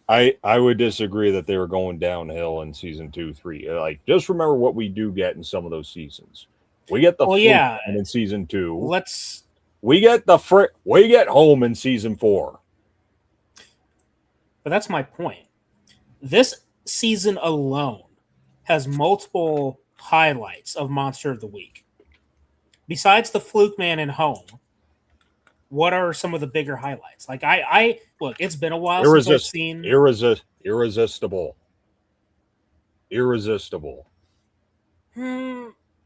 That guy is a fucking creep, okay? I mean, yeah. Like, they bring a Patrick Bateman like character into this and they make him creepy as hell.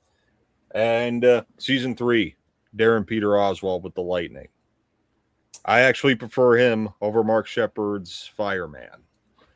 Really? Speaking of which, yeah. Hey, really? they're very similar. They are very similar. They're very similar. They're awkward. They are chasing after women, and they control some kind of element, fire and lightning. Yeah, there's only one thing, though. What? Mark Shepard is creepier. Well, that's kind of the point, because at no point was DPO portrayed as creepy, just odd and kind of geeky. But I mean, as far as like the fear level, I mean, I think I'd be a bit more unnerved with Mark Shepard here. Maybe that's just because I knew him as more than just, here with. I know, Crowley, but just remember, Darren fried a man's heart.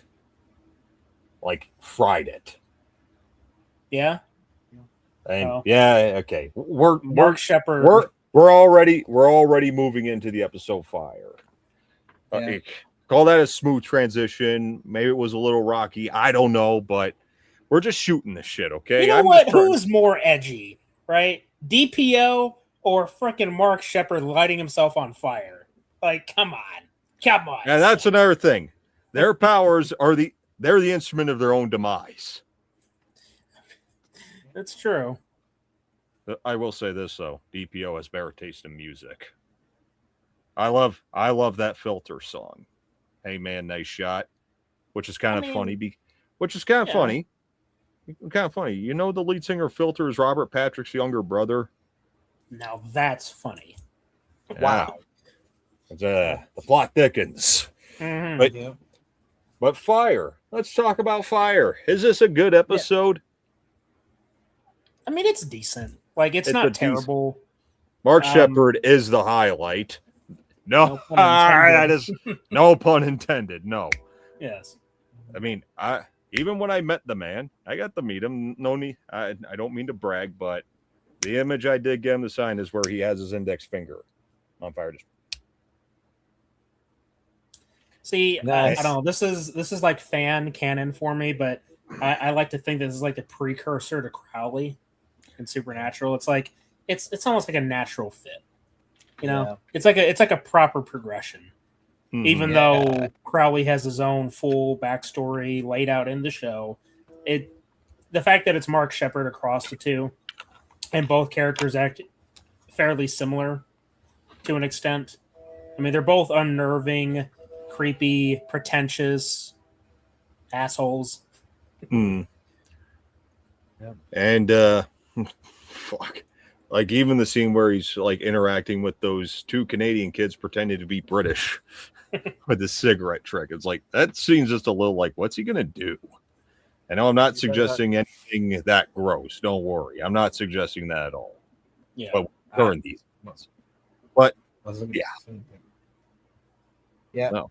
But I was gonna say that this was like somewhat like, I think that this like it was up there in his repertoire of filmography. I mean, earlier in '93, he started in the biographical film In the Name of the Father, and then after that, he started in a TV show called Silk Stockings, where he played two different characters, or the same character in two different episodes. And it was the fucking X-Files, and that's it. And the list just goes on and on and on and on. And I did not know that he was a fucking musician. That's news to me. Yeah, like Carter always does gross thing. But Now, even though he is the highlight of this episode, there are a couple real major problems with this episode. You mean besides Canadians acting British? Well, yeah. we're not that good at it, you know. It's all right. It could Seriously. be worse. Could be much worse. Like, you could be putting up with an actual British woman here who is a complete fucking twat, and I want her to go away. I hate this fucking Phoebe character. What is it with a British woman named Phoebe that get under your skin and just irritate you? Oh, come on. Amanda Pays isn't that bad. Who's that? And that's Phoebe. Denial of Destiny? No. The What? British. The one that butts in on Mulder's relationship with Scully. Well, keep in mind, I'm talking about, in this case, I am talking about an actress named Phoebe. You know who I'm talking about now. Oh, well, yeah, of course. But you know what? But until you've seen how bad that movie is, it's not going to happen. It's not going to happen. Buddy, Ever. You dodged some major bullet. No, this is a bullet he needs to take, like the bullet that Spider-Man took for Jean Grey. Yeah, I went there. Yeah, I refuse to do that. How about a grenade launcher? Hey, you can do that too. But hey, back to this Phoebe character. I can't stand her. Like, it's pretty clear when you watch this, she was meant to have a bigger role in this show, but feedback, it wasn't working, and rightfully so. This character was irritating as hell and was driving the most unnecessary wedge between Mulder and Scully. And again, they haven't developed anything yet. You sparked it. That's the funny thing. That's the funny thing, isn't it? Because we were just talking about how Eve started to kind of like it gave us our it gave us our first initial call it a little grain of salt, if you will, or some kind of seed to plant it. And then Fire decides to try and cut the seed in half before it has time to bloom. Yeah. It again. And then on top of that, she's fucking the Canadian British guys. What? What is going on here? Like, it turned into like a bad soap opera. And here's another thing that why is Mulder afraid of fire? And then it never happens again. It was never established, never comes back again in the whole series. I just to add more stakes when he goes to try and save the kids. That's just lazy. Like, are you fucking kidding me? I mean, the episode's decent, don't get me wrong, but those elements do hurt this episode quite a bit. Yeah. Now, if you're wondering why I have my remotes, because I have JB's list here so I don't lose track of the episodes. That's okay. I have opened up, so I can. Yeah, I have the episode guide on my phone, so I could know whichever. Shout out to JB's spooky review if you happen to be watching this. Big fan. Or maybe I'm just ready to talk about the next episode because this one's a gush fest for me. Yeah.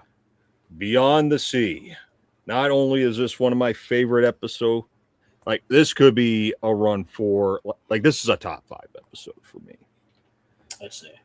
Again, broken record, here I come again. The opening scene. Right from the beginning of this episode, I'm already on edge because once you're used to the formula of how these type of shows operate, you know something is going to happen in the opening. Who do we see in the opening scene here? Scully. Yeah. With her mom and dad. It's like, like someone is literally holding the match over the gasoline. The match is falling slowly. Yes. Like a feather, just kind of. But what this scene does perfectly is everything.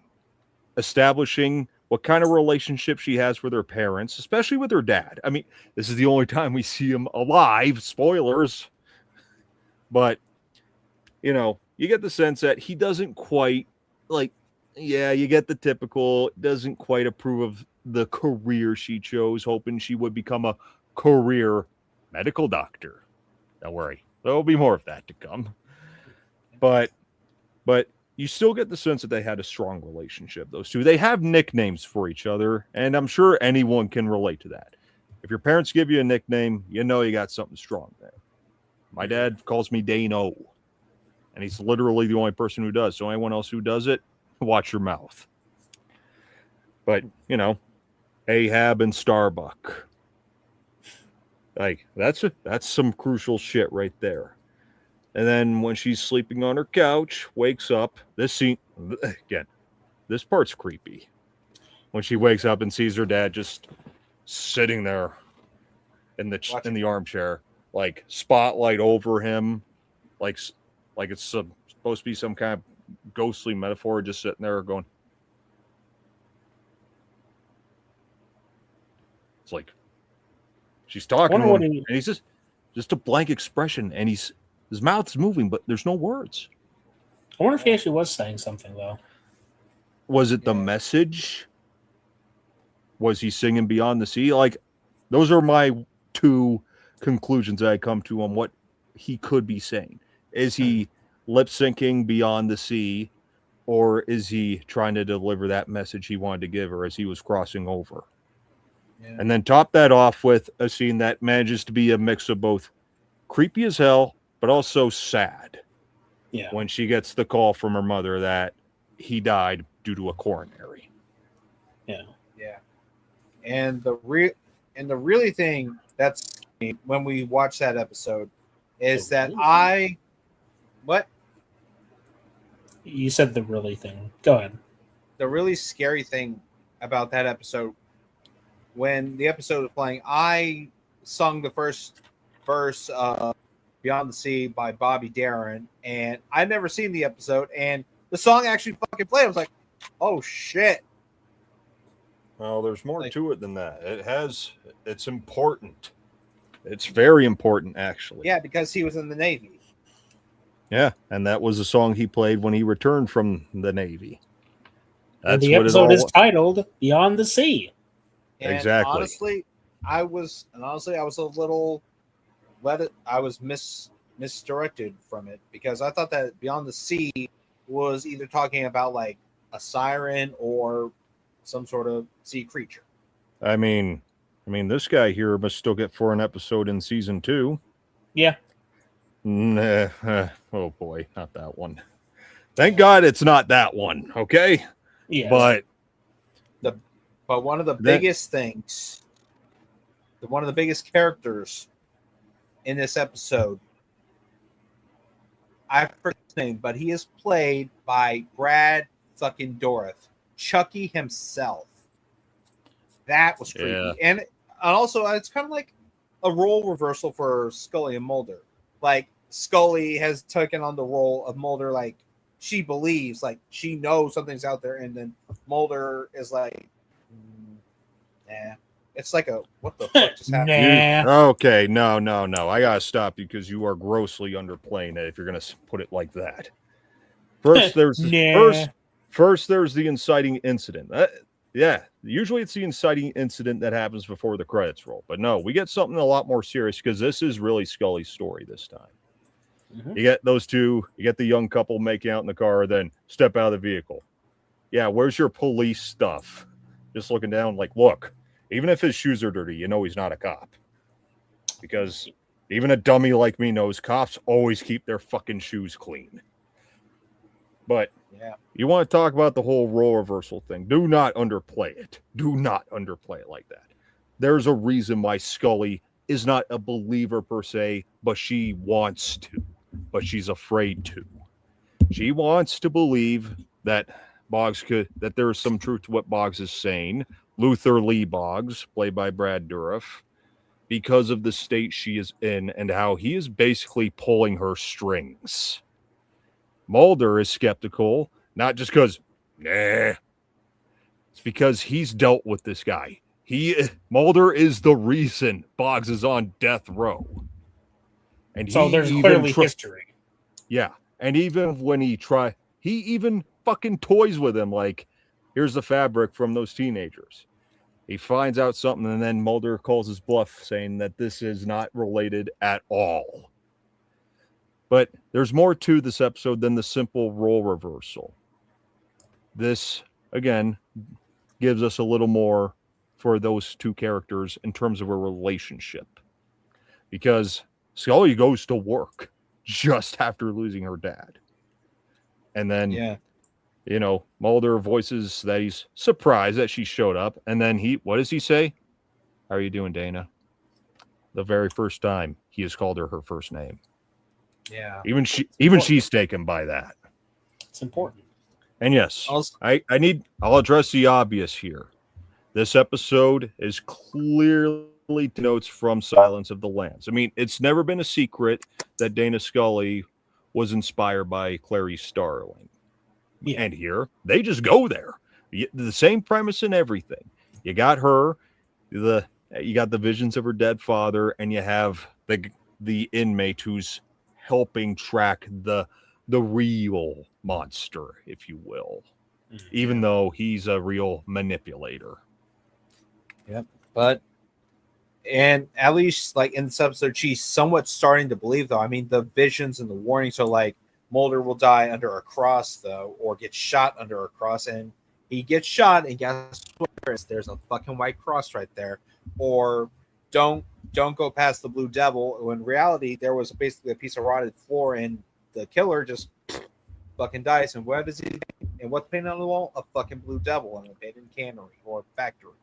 So even if this guy was sick in the head, I mean, at least he was trying to. Even if he was a master manipulator and a psycho, at least he's trying to look out for Scully, because Scully really wants to believe like it's there, like it's clearly right there, crystal clear in black and white on the wall, but she's not. But she doesn't accept it. You think you're missing something here too. He's not just helping her for her sake because he cares. He wants that deal. Yeah. Remember, he's on death row. He's on death row. Anything to get him off death row or to prolong the sentence. He's not doing that out of the kindness of heart.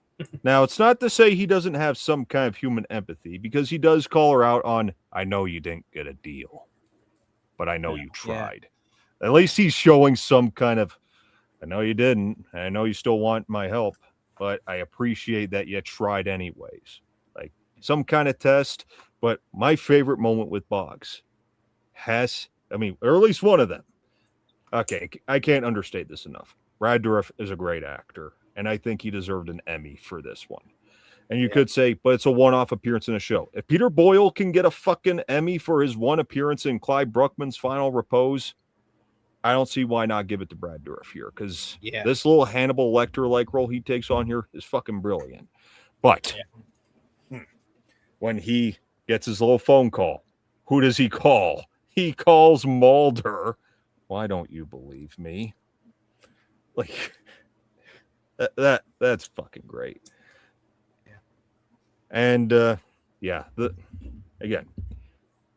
other scene that I have to talk about, again, we're going to talk about Emmy Award performances here, or at least Emmy-worthy performances. There's Gillian Anderson herself. Again, first season, and as far as she's concerned here, she's firing on all cylinders here.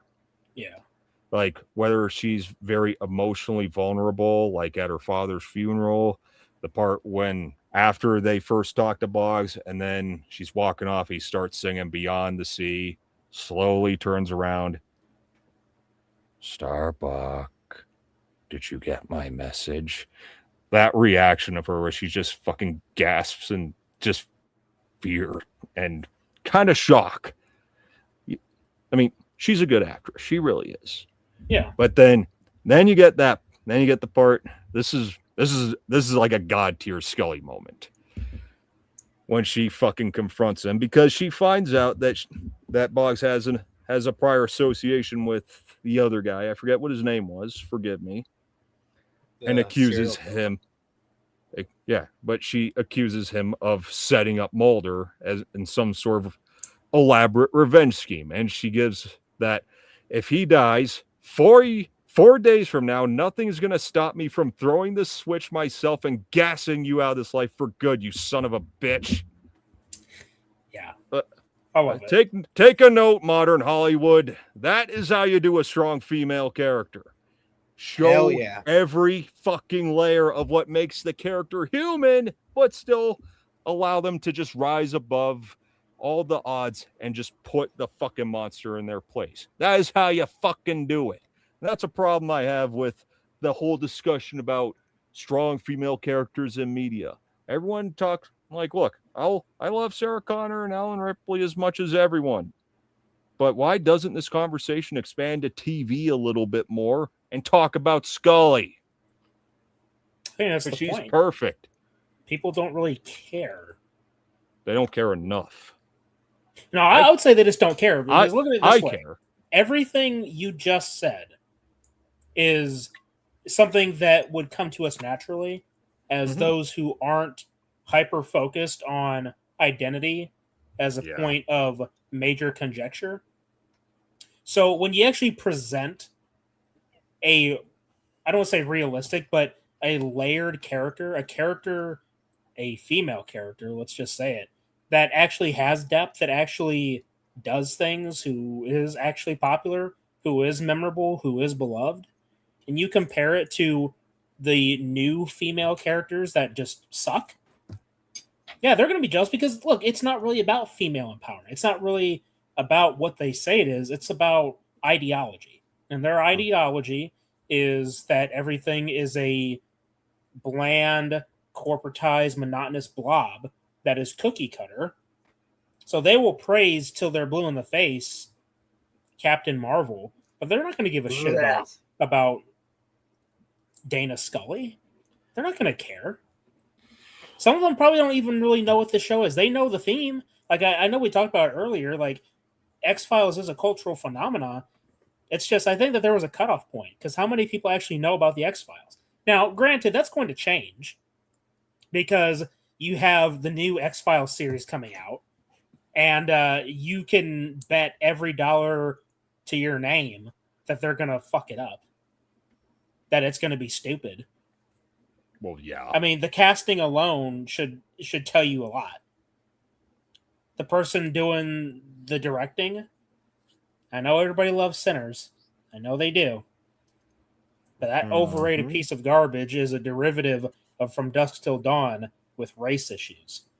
So you can bet that they're going to translate that over to the X-Files, because how can they not? There's such an obsession with identity politics that they'll just shove it in wherever they can. They don't care what kind of legacy they're going to destroy. They've already done it, right? And they'll do that with the X-Files, but they don't. But see, they don't care. They don't care about Dana Scully. They don't care about the journey that she goes on throughout this entire series. But we care. She's a great fucking character. Exactly. But yeah, what would motivate her to believe at this point is also very believable. Now, they may abandon it in some cases, especially where it didn't need to be. But on its own, this episode's fucking brilliant. Like, it's too good. Like, brilliant performances all around. A very believable role reversal between our two leads. Brad Dourif. Yeah. Well, it's a good parallel to Conduit, because in the first season, both characters get their episode, right? Yeah. To help flush out their motivations, so we get a better understanding of their headspace. That way we can sympathize with them more, that we root for them more. Like, we know, what they're thinking, what their goals are. Mm-hmm. It's good. Bottom line, I fucking love this episode. I could go on and on, but in the interest of saving time, let's move on. Okay. Oh, hell Great. no. Oh, yay.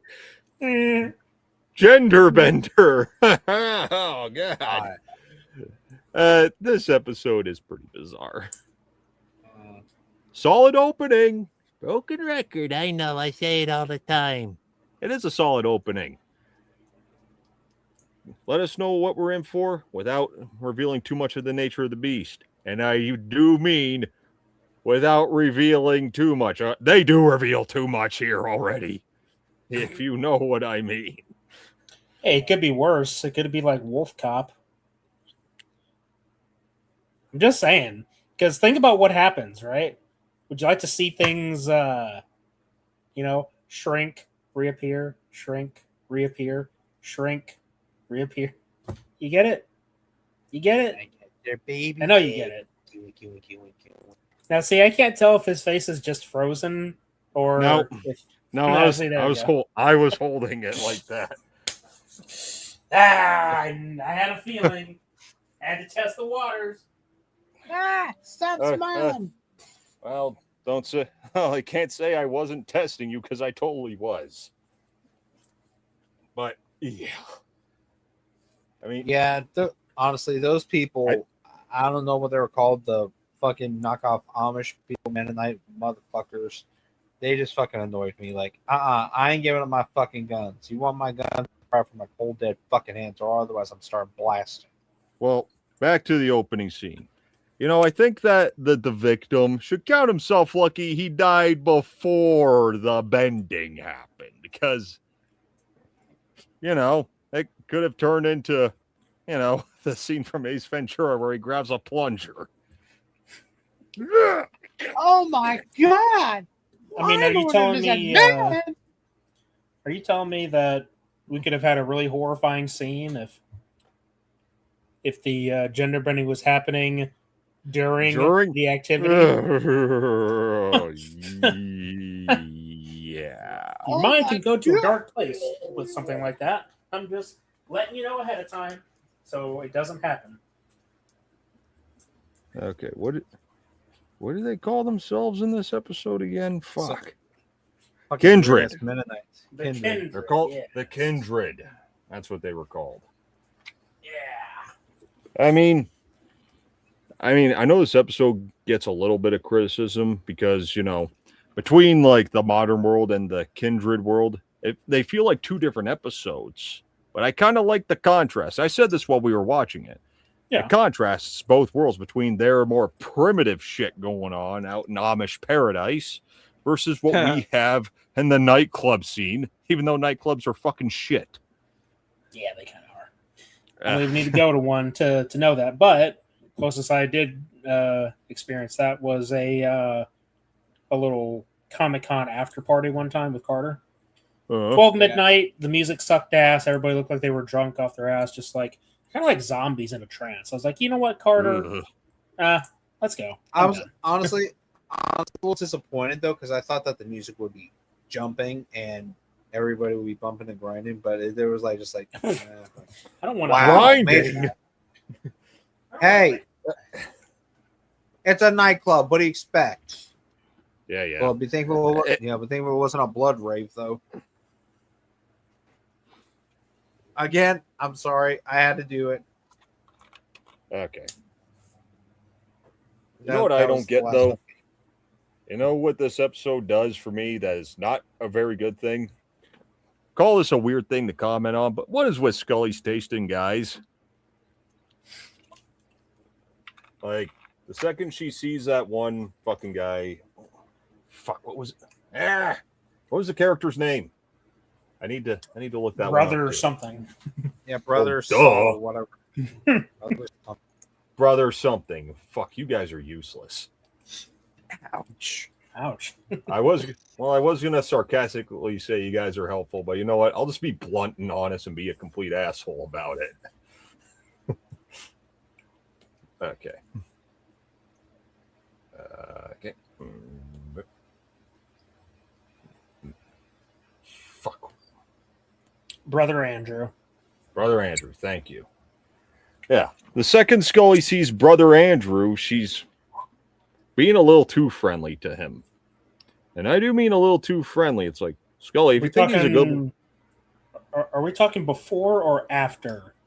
Before. Like, I mean the second she sees him. Like, downtown. It's like, okay, I get you're being nice, but I think you're being a little too nice to this guy. He looks kind of shaken. I mean, He looks like he lost his job as a fast food restaurant manager because, he failed a customer who came in with guns. Mm-hmm.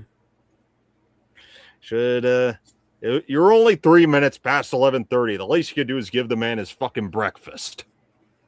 I love that movie. Very good classic. You want to know something really funny? What? So,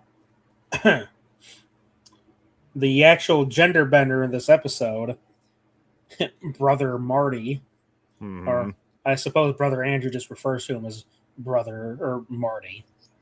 Yeah. But just for the funnies, I'll call him Brother Marty. The female appearance, the actress pops up in another X-Files episode. Which one? God. Soft Light. Well, get used to that. Get used to seeing the same actor pop up multiple times. That happens a lot. But yeah, as far as this episode is concerned with this alien thing that goes around screwing people, this is before the movie Species was out.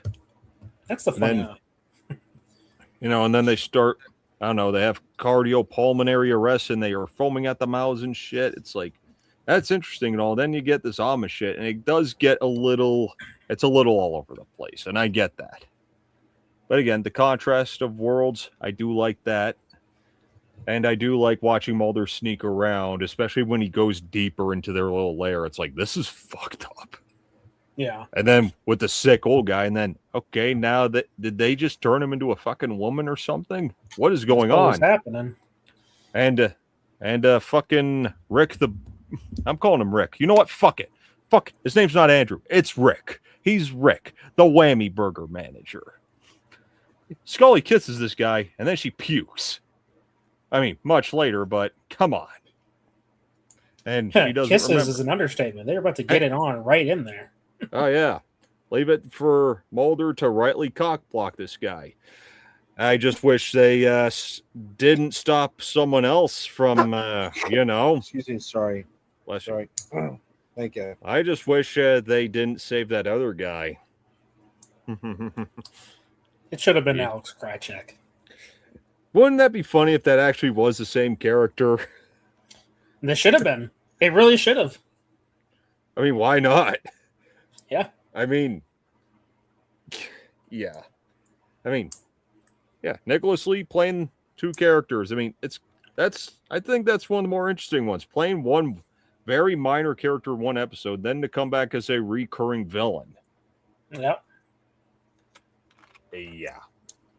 That was kind of interesting, but some say the ending was a bit anticlimactic. I don't know. I kind of liked it. Yeah, I mean, I can understand why some would say it's anticlimactic because you kind of would want to experience more of it. Like maybe one of the aliens gets caught or you get to see more. It is weird though because they don't really appear as aliens. Like we don't see an alternate form for them. No. We don't see like a more like extraterrestrial non-humanoid form. Yeah. But I guess the one positive is that we get to have different alien species. Yeah. Because usually when we think of the X-Files, we only think of one type of alien. I mean, Race, this is the first time we see a shape-shifting alien. It's true. That's the most you get, or when their shadows just vanish into thin air at the end there. And then, Pretty crazy. that secret passage all cemented up. How'd they do that so quickly? Because they have no earthly means of doing things. I do like that final line. No earthly means of transportation. Yeah. Revealing the crop circles. All right. It's an okay episode, but a bit clunky. Okay. What's next? We got Lazarus. Reincarnation episode. Starting once again with Scully and former boyfriend. Again, Scully. Okay, I need to bring this up. This Jack character. He's supposed to be in his 30s. Does he look like he's in his 30s? Nope. Maybe He the looks- 1980s version of a 30-year-old. He looks like he's in his mid 50s. And Scully was with this guy, not just as a partner, but as a partner. Like, how else would she know about, the birthday stuff, the fact that he's a diabetic? The opening scene, I mean, I like what we get out of Scully, gunning the robber down. I love that. Yeah. But they're setting up something. It's like, this is painfully obvious. It's like, this guy's getting set up by his fucking wife. Yeah.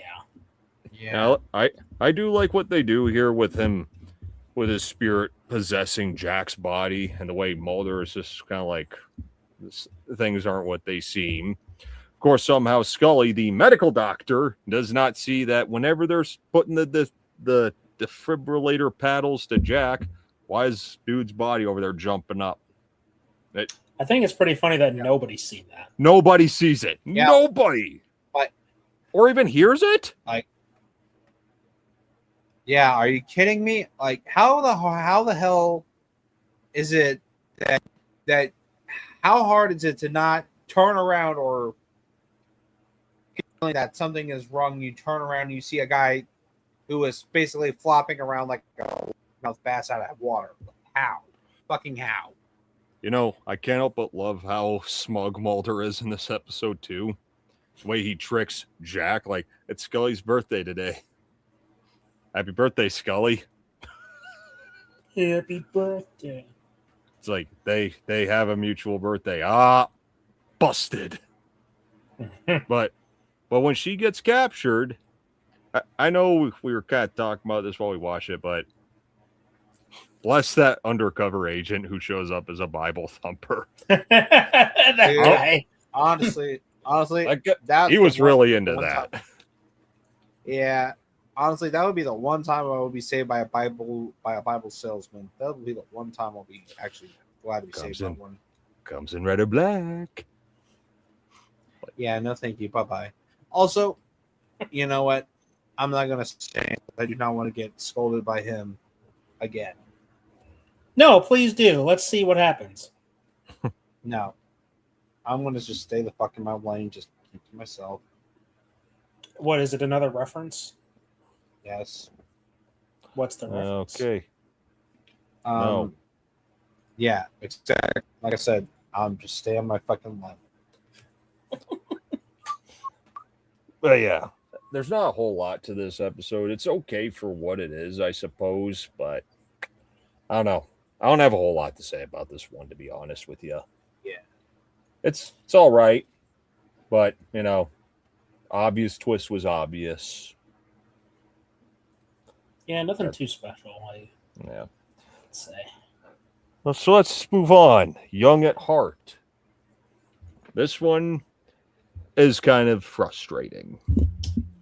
Yeah. I mean, I like this whole Reggie character, whole associate of Mulder's, kind of a recurring thing in this whole series. But I wish he didn't die. I'm just saying. Also true. But yeah.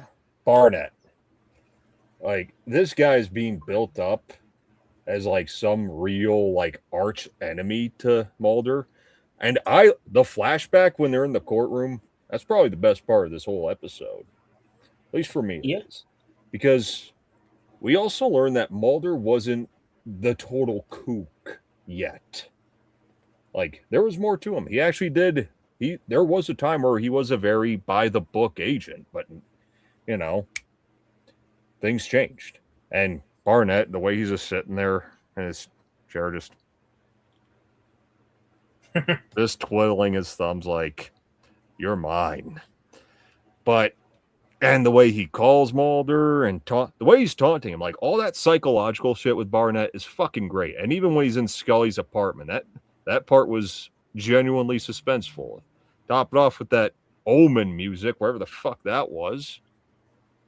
Yeah. But while we also get one of our favorite gifts in this episode, with Mulder nodding, The final confrontation was very underwhelming. You get the young Barnett who's not even nearly as intimidating as the older guy, and Yeah.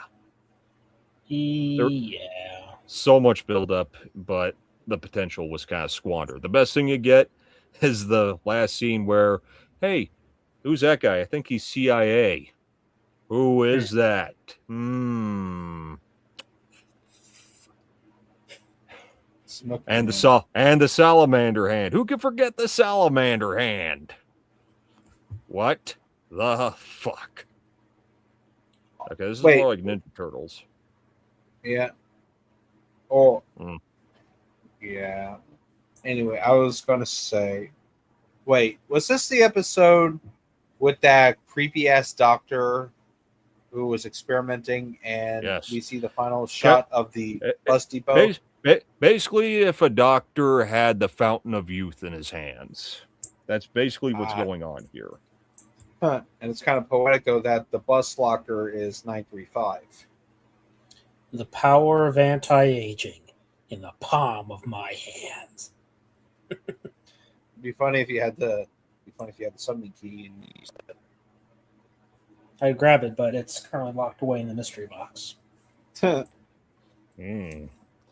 Yeah, again, not a whole lot to say about this one. I know I'm kind of breezing through some of these, but some are more interesting than others. That's all I can really say. This is true. Sorry. But now we're on to another mythology episode. EBE. This is a great one. I mean, we actually see our very first. We get another flying saucer. First, we went from pretty cheesy 90s TV effects to a shoe. Seriously, it looks like a shoe. Although I do like this scene overall. It kind of reminds me of the rail crossing scene from Close Encounters of the Third Kind. Oh, yeah. Maybe it's just me, but it kind of does. No, I see what you mean, for sure. It was kind of eerie, and clearly there was more that this trucker knows and he's letting on. Which, let that unravel. This is the prime episode of this season where Mulder has the truth in the palm of his hand and it gets snatched. Like, this is probably one of the worst examples of that. Not worst necessarily bad. It's just unfortunate for him. Right. And we meet the lone gunman in this episode. Fan favorites. Yeah, we're basically the discount lone gunman, right? Uh-huh. Well, if we're going to do that, I mean, we're going to have to start dressing differently. I got to wear a suit. But I don't have a suit because I accidentally forgot it at my dad's place. Got to slick my hair a little. I mean, I could just wear a shirt and a tie. Caleb's got to go blonde. Anderson. Caleb's got to go blonde and start wearing heavy metal shirts. Or, I can probably do that. And Carter has to find women attractive. The greatest challenge of all.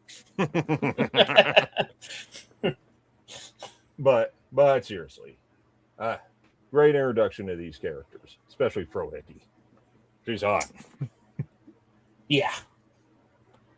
Yep. But even when they get into that base, I mean, this is where they're really testing you with Deep Throat. Like, is he really trying to redirect Mulder, or is he actually trying but knows that he has his limits? Because, like, the photograph, like, wow, Mulder, the second he looks at it, he's like, there it is. And the way Scully just pops his balloon right there. Mulder's photo's a fake. No shit. It's actually, I know it's the intent, but that photo looks fucking horrible. Yeah. Yep. But hey, still. What about? Sorry. It motivates him further, though. That's what's great about this episode. It pushes Mulder further. He is not going to stop until the truth is revealed, even when it was that close. That, like, it was literally right there. World's smallest particle, right in his hand. Snatch. Yeah. Yep. Did you have something to say, Carter? I was like how Mulder has a little group of tinfoil hat info buddies that like they're all on board with Mulder, conspiracies and stuff. The tinfoil hat and even recording phone calls. It's like, wow, Mulder, it's good to have some friends on your side in your pocket. You have a friend in the FBI. Yeah, that's true. Also, the truck driver episode, when they're delivering the alien corpse or stuff in it, or hardware, it reminds me of The truck driving episode. That's the episode we're talking about. Yeah, I know. I'm like the episode, like the trucker who's delivering the corpse. It reminds me of a real life story. So, how many of you? Now, this is a real thing. How many of you ever heard of Waffle House? You're talking about the restaurant chain? Yeah, the restaurant. What about it? So it turns out that the chip was actually invented by a guy. I forgot his name, but he was in the military who posed as was basically like an infiltrator, an officer that infiltrated businesses and stuff. And he, along with another guy, were responsible for delivering the rich uranium to New Mexico for Project Manhattan. And that's like, wow. So this guy is basically transporting something nobody, no business knowing about to a certain location, and that's what this is.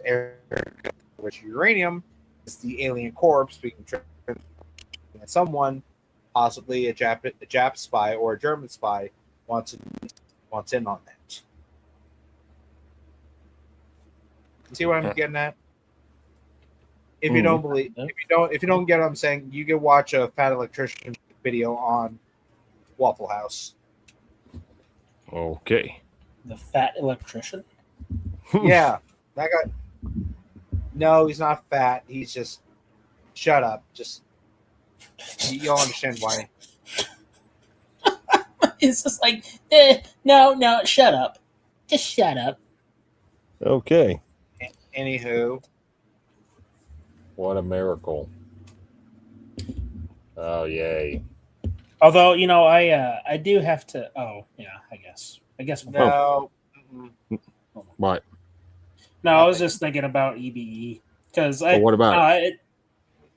I like how we're diving deeper into Deep Throat's sort of psyche, even if it's brief. I find it very funny how he more or less set all this up for Mulder, just like a test, Yeah. I don't understand why he says it's dead. Don't bother. I mean, so what? So what if it's dead? If it's there, it's there. Right. But he even says himself, I think this is the same episode where he says, I am putting my life on the line just talking to you. Mm-hmm. Yeah. Famous last words. Not really. Which is kind of strange, though, because, I mean, obviously it's true given what happens, but why hadn't they stepped in earlier to kind of put a stop to Deep Throat, Got me. But yeah. Anyway. But yeah, EBE, great episode. It's actually one of the best mythology episodes, especially for the first season. Mm-hmm. All right. Another episode I care very little for, though. Miracle Man.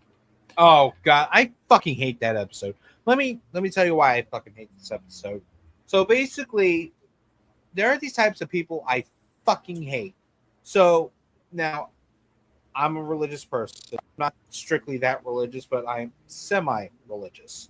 So there are these people that go around praising the word of God in these fucking tents, and they're basically all hyped up and shit. And they're like, you probably got like some guy who's a paraplegic or a fucking cripple who's basically paralyzed from the waist down. And next, he stands up and he's doing a fucking. That's what a paraplegic is.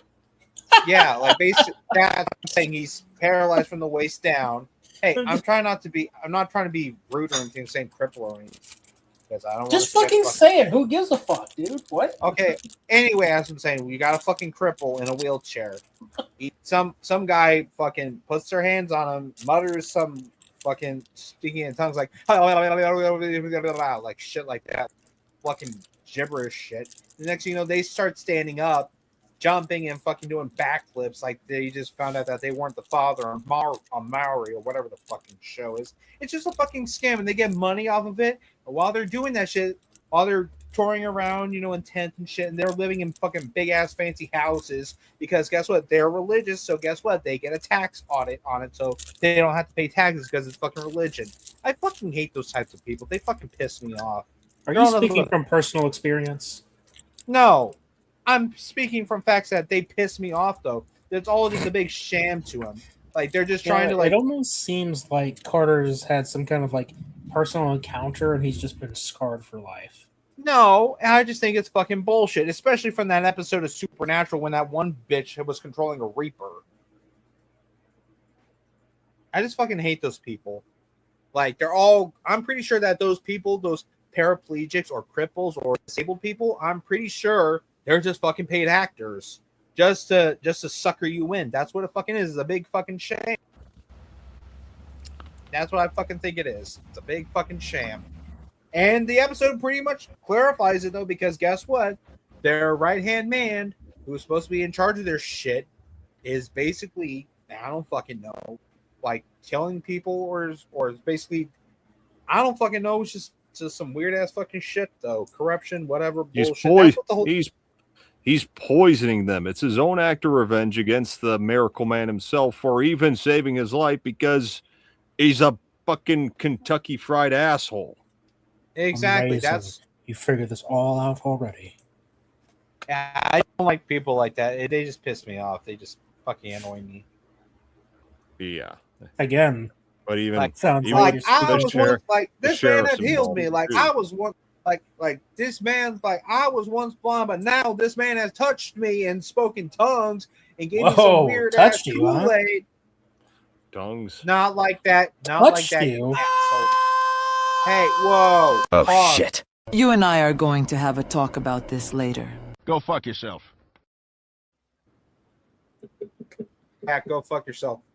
When I mean touch you, I mean spiritually touch, not like where the hell is Flypop? Good question. Shut up. You know what the fuck I mean. I just don't fucking like people like that. They just fucking annoy me. They're all just like fucking showstoppers. Like, oh, we're preaching the word of God to you. Oh, like, oh, I was once blind, but now I was spiritually touched, and now I can fucking see. It's a miracle. Fucking bullshit. Just fucking annoys the hell out of me. They annoy the hell out of me just as much as those fucking religious fucking cocksuckers that protest at a fucking Comic-Con or at a Halloween event. Just fucking hell. Just don't you got anything better to do? If you want to do something like that, go establish a regular church. Don't fucking televise it. Who the fuck are you trying to be? Joel Osteen? Yeah, we're just gonna go ahead. I'm gonna go ahead and just stop you there. But that's not even the worst thing about this episode. I hate how they shoehorn in the whole Baldur seeing his sister shit. What way? In what way was that relevant? Well, that's the neat part. It wasn't. Exactly. It just felt like just a reminder. He's obsessed with finding his sister. Did you forget that? No, I didn't. I sure as hell did. No, not really. The best scene in this episode is when he returns as a ghost or whatever to, give the fucking Kentucky Fried asshole his just desserts. Fried asshole. I don't know what else to call this motherfucker. I don't care about his name. This episode isn't that good. Yeah, but it was dog shit. Are you ready? Yes. Are you ready, Caleb? You know which episode? You know which episode is next. Yes. All right, let's fucking do it. Let's get into it. Now we're on to the next episode, which again was not as well received when it aired, but I know some folks who actually really like this one. He does. I do. even JB, shout out to him one more time. He likes this episode. And that is Shapes. Because you know what? I like a good werewolf story. Contrary to what this episode tries to tell you. I'm still calling a bit of bullshit on that. I'm sorry. What, the cougar? No, not that. The Manitou stuff. It really feels like they were trying to fit the round peg in a square hole here, because they had the idea for the Manitou, but then decided to mix it with a werewolf story, which is a bit odd. Well, maybe that's just me. Let me do a little bit of research here. No, please do. Kind of curious. Hey, if you know more than me, have at her. But once again, do I get to talk about the opening scene? Because those are usually some great moments, because I'm gonna. So with that very first scene, we are just already a little unnerved with the darkness. What's going on? You got the Lyles. Not Lyles. Parkers. Jim Parker and his son Lyle. Oh, my bad. Lyle's a common last name too. I'm just saying.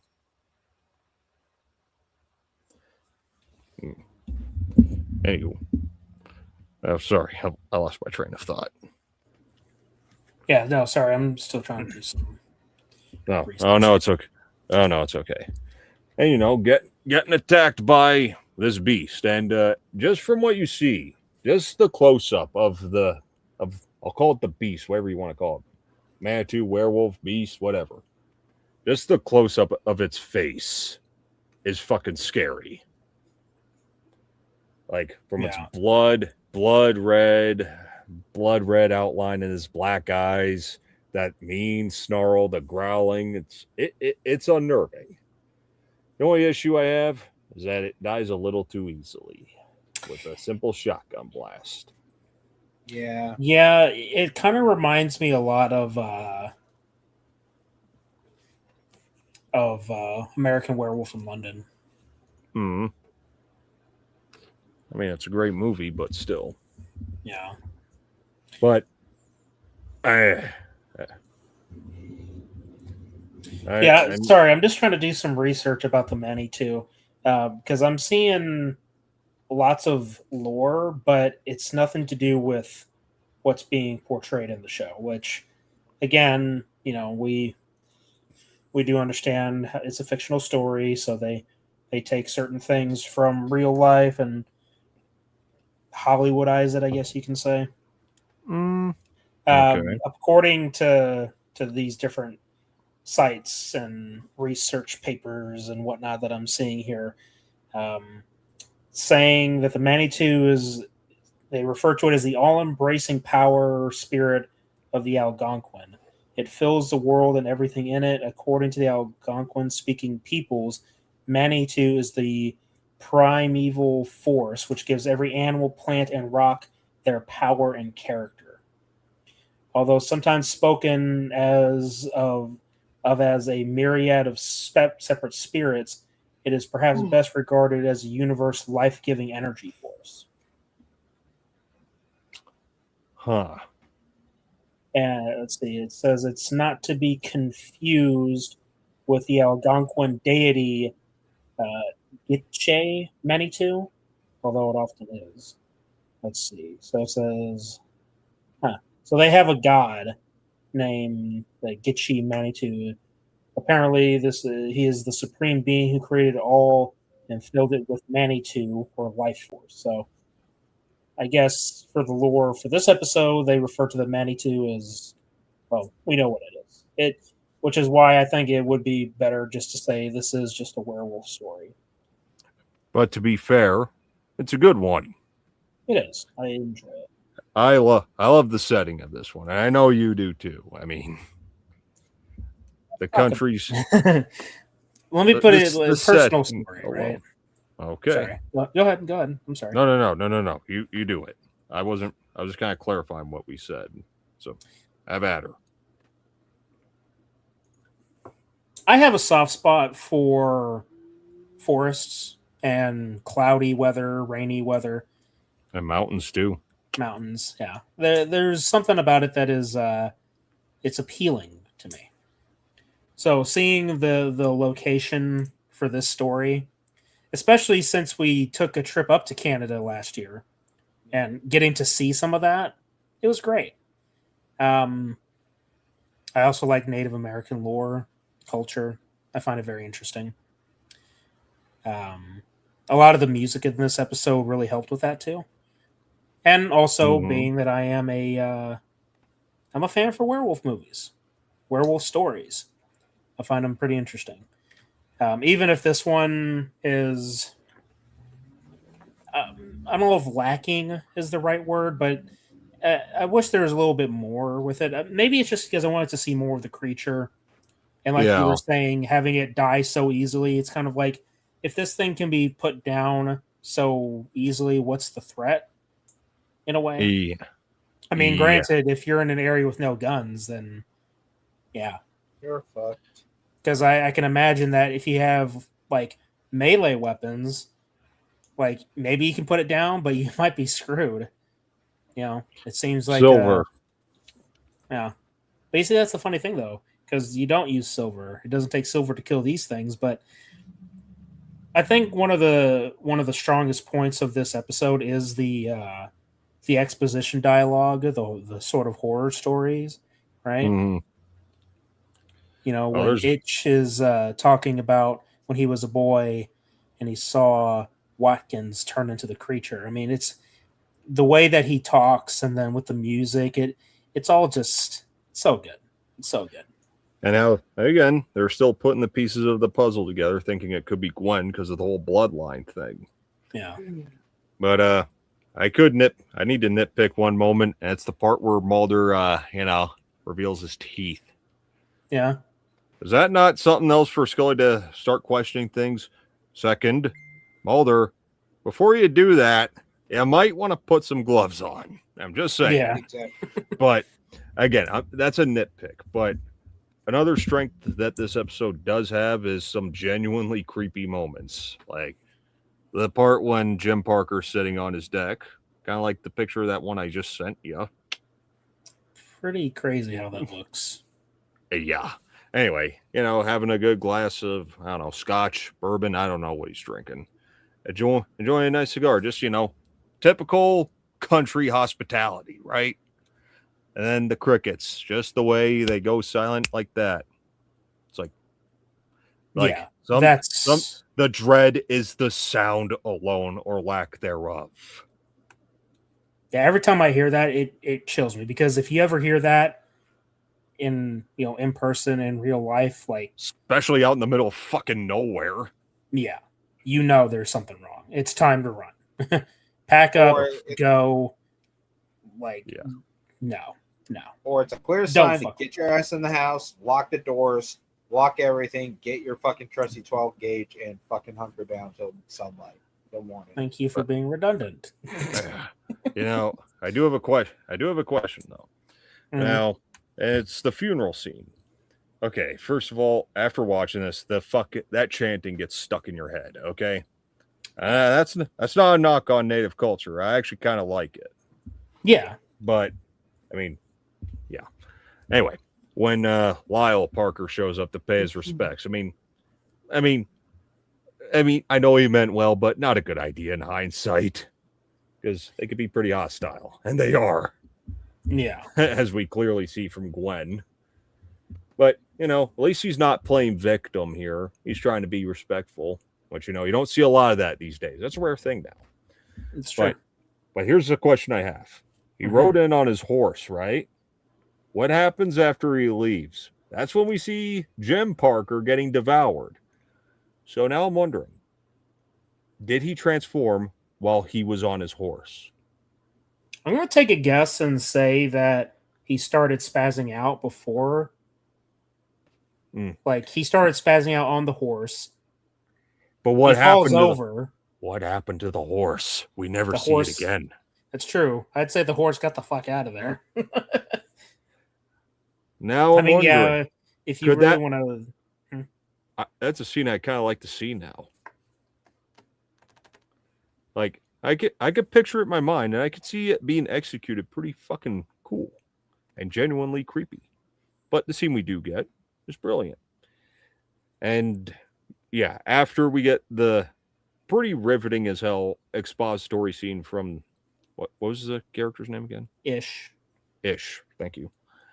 Yeah, after that, and then Mulder gets a call from the hospital saying that they released Lyle Parker, and they tell him his father's blood type was found in him, but it can only be there through ingestion. And that is a big oh shit moment. Yeah. And the fact that he's in the car with Scully and the way he just kind of opens his eyes like, yeah. Oh boy. Can you imagine if Carter did that while we were on the road? Ew. No, I don't want to. But his ass was knocked out. It's like we're just driving, and then I turn around, and he's just like, yeah, I'm being silly, I suppose. But when then you get the scene where he transforms, and this is a pretty good transformation scene, even for TV. Like, just all the little details are kind of coming in with each time they cut back to him. Like, first see the black eyes, the fangs, and a pretty awesome shot there. Then the pronounced brow. Yeah. The loss of the eyebrows. Clawing through the shower curtain, and then tearing of the flesh.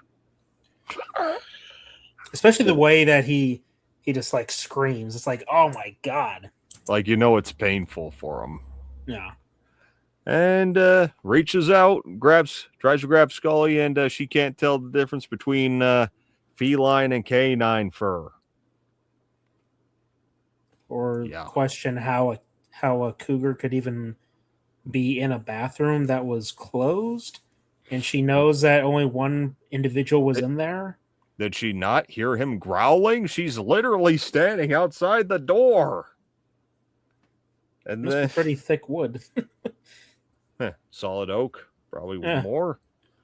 And then when they shoot him, and he was in the bathroom, and next thing I know, we were attacked by the mountain lion. Scully, you're being about as in denial as Lois was over Patrick. What about the half-dead fat guy right there? Patrick tried to kill me. Well, maybe it's a different Patrick. Lois! Jesus Christ. But yeah, Shapes is a good episode. I don't care what anyone says. It's one of my favorites, actually. It's my favorite, I'd say. Well, of the Monster of the Week. No, of the Monster of the Week. Yeah, that's fair. So, yeah. Great setting. I like the native culture stuff. And Ish. I love that character. We may not see him anymore after this, but I love the guy. Yeah. Oh. FBI. See in about 7 years. 8. 8 years. Thank you. Well, not. Hey, even when he tells Mulder that he could smell him, well, he did say that it was strong enough for a man, or whatever he was saying. Something about him wearing antiperspirant or some shit. Yeah. Yep. And of course, the ending. Mm-hmm. The final howl. Implying Gwen is one. Perhaps. Mm-hmm. Perhaps.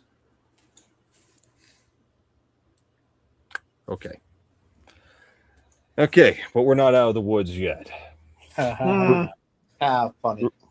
Oh, Carter's awake. How amazing. On to Darkness Falls. Another favorite of mine. Okay. Whoop. My bad. Oops.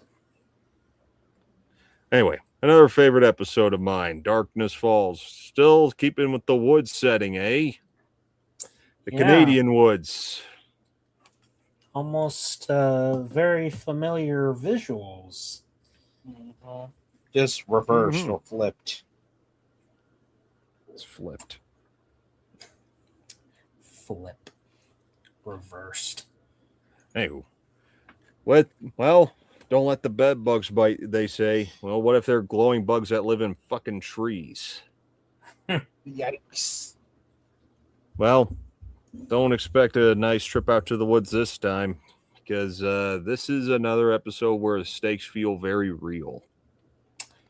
Yeah, it's true. Similar to ice, but with a different coat of paint, if you will. Like Yeah. this wood setting it's something that could be quite scary, especially when you really got to hunker down and use what you can to survive. Now you could nitpick the obvious. This may be a bit of a plot hole in this episode. Can you take some of that wood and build a fire? Fire does create light. The thing that the bugs are not attracted to at all. But even with the bugs, they're unraveling a mystery, because at first it seems like it was some kind of act of eco-terrorism. But no, these killer bugs inside the trees that love the dark. And they strike in the dark. But I think this one took Mulder and Scully's vulnerability to a whole new level. Because I can't imagine what it was like in 93 when this first aired, but that final scene when they're in the Jeep getting swarmed, like, you could probably sit there going, well, they're fucked. Yeah. I mean, they really play it off as such, but they survive, obviously. But again, even when they get hysterical, like especially Scully here, I mean, she doesn't want to get swarmed with all those bed bugs. I mean, she's got a little something under her shirt she's trying to hide. You could tell Gillian Anderson was pregnant during the shoot here. Yeah. But even when you get, like, the pretty fucked up moment with the cocoon, where she cuts down that cocoon and there's a friggin' human corpse inside. Yeah.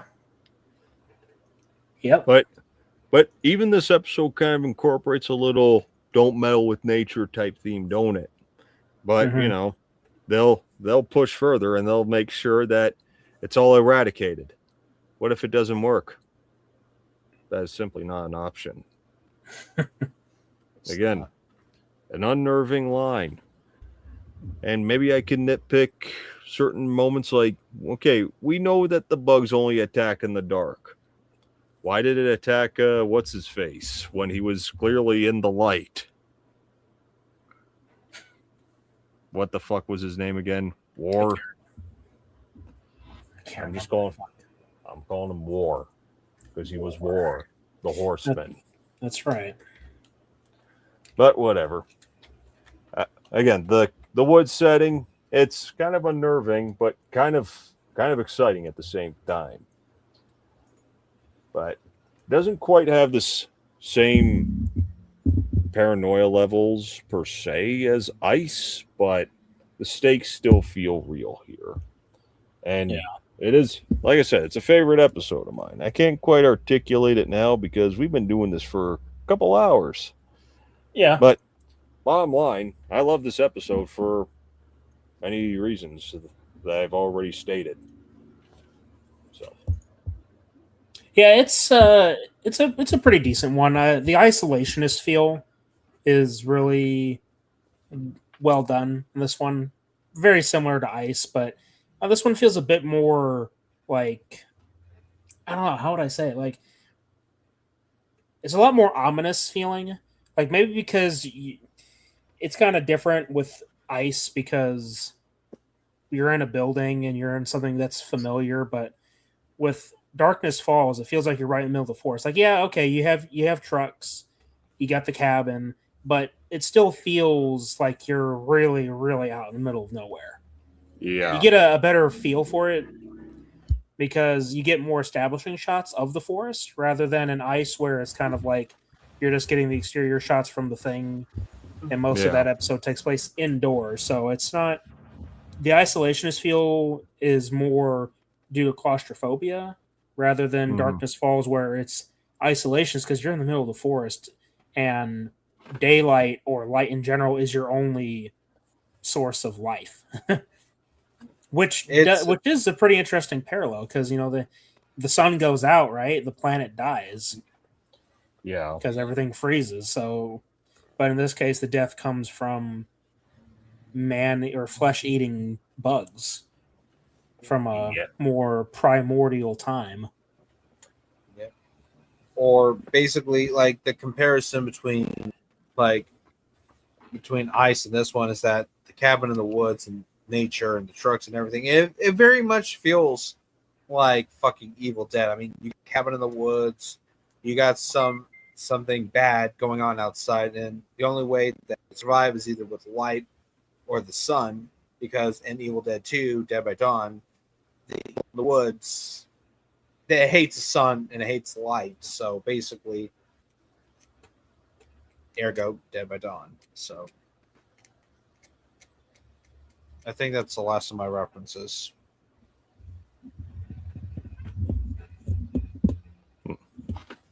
Okay.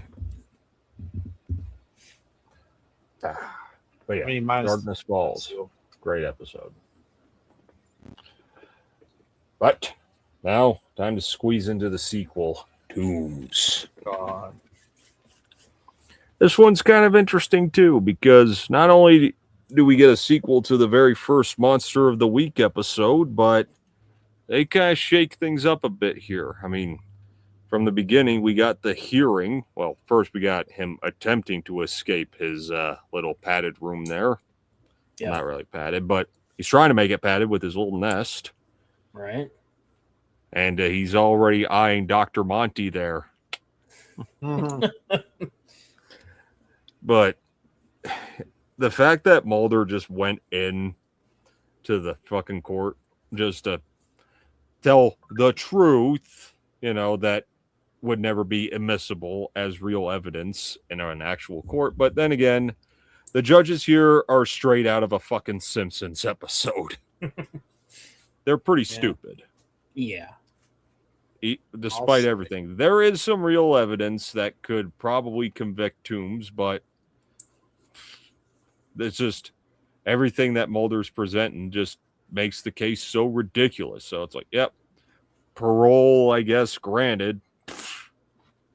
Right. Or should I say it more like this? Parole granted. There, say it like a Simpsons character for all I care. Mm-hmm. And then when he's taken into this little, call it foster care, walks by Mulder again, just gives him that smirk like, I think we got a small room, but I think you'll squeeze right in. I choose your words more carefully. Hey, well, at least they live, right? They go on a vacation. What? A vacation that saved their lives. Yeah. And I do like the way Mulder is just in relentless pursuit of Toombs at this point. Well, because he knows how dangerous he is, right? Yeah, but he's like, I like a drill he's a instructor. dick Like, about it. I'm gonna find something. Yeah, Well, like I said, Mulder is like a drill instructor. Like, I'm gonna find something. Like, you're gonna screw up, and I'm gonna catch your ass slipping. And then when I do, I'll be there to chew you up. Like, I'm gonna chew your ass out if I slip. And guess what? I caught your ass slipping, bitch. Also, another thing. Oh shit. You and I are going to have a talk about this later. Go fuck yourself. know what I mean? Like the time he tried to break in, when Toombs tried to break into a person's house. Which time? He did it like 2 or 3 different times. When he tried to sneak in through the fucking toilet and he tried to climb in through the window. Like, wow. Like, didn't you, like, gee, I know you're in pursuit of this guy, but didn't you, like, do something while you're at, like, say, I don't know, call the cops and call a forensics team? Does for fucking fingerprints. Like, his fingerprints are on the windowsill. And guess what? If only the fucking forensics were his prints, they fucking ID'd him, and guess what? His ass would have been back in prison violating his parole. Because check in with his parole officer. What the fuck is he doing? You know what I mean? Catch your ass slipping. And then he's gonna have the gall victim of police brutality. Wow. Just fucking wow. That is so clever of you. Gee, how the fuck did I get the shit out of you if I was in my own home at the time? I don't remember calling you. I've never even bothered meeting you in person. Somehow you got in my house. You snuck in like a little snake, beat yourself up, picked up my shoes, and did this to yourself. Wow. You're very sketchy. You're very low. Really fucking low. I mean, he is smart, though. Not that was smart. fucking stupid. Do explain, What? please. Nitpicking bullshit. Yeah, and those fucking dumbass cops. Fuck those dumbass cops. Thinking that I beat the shit out of him. Wow. Is everybody in still this universe dumb as shit?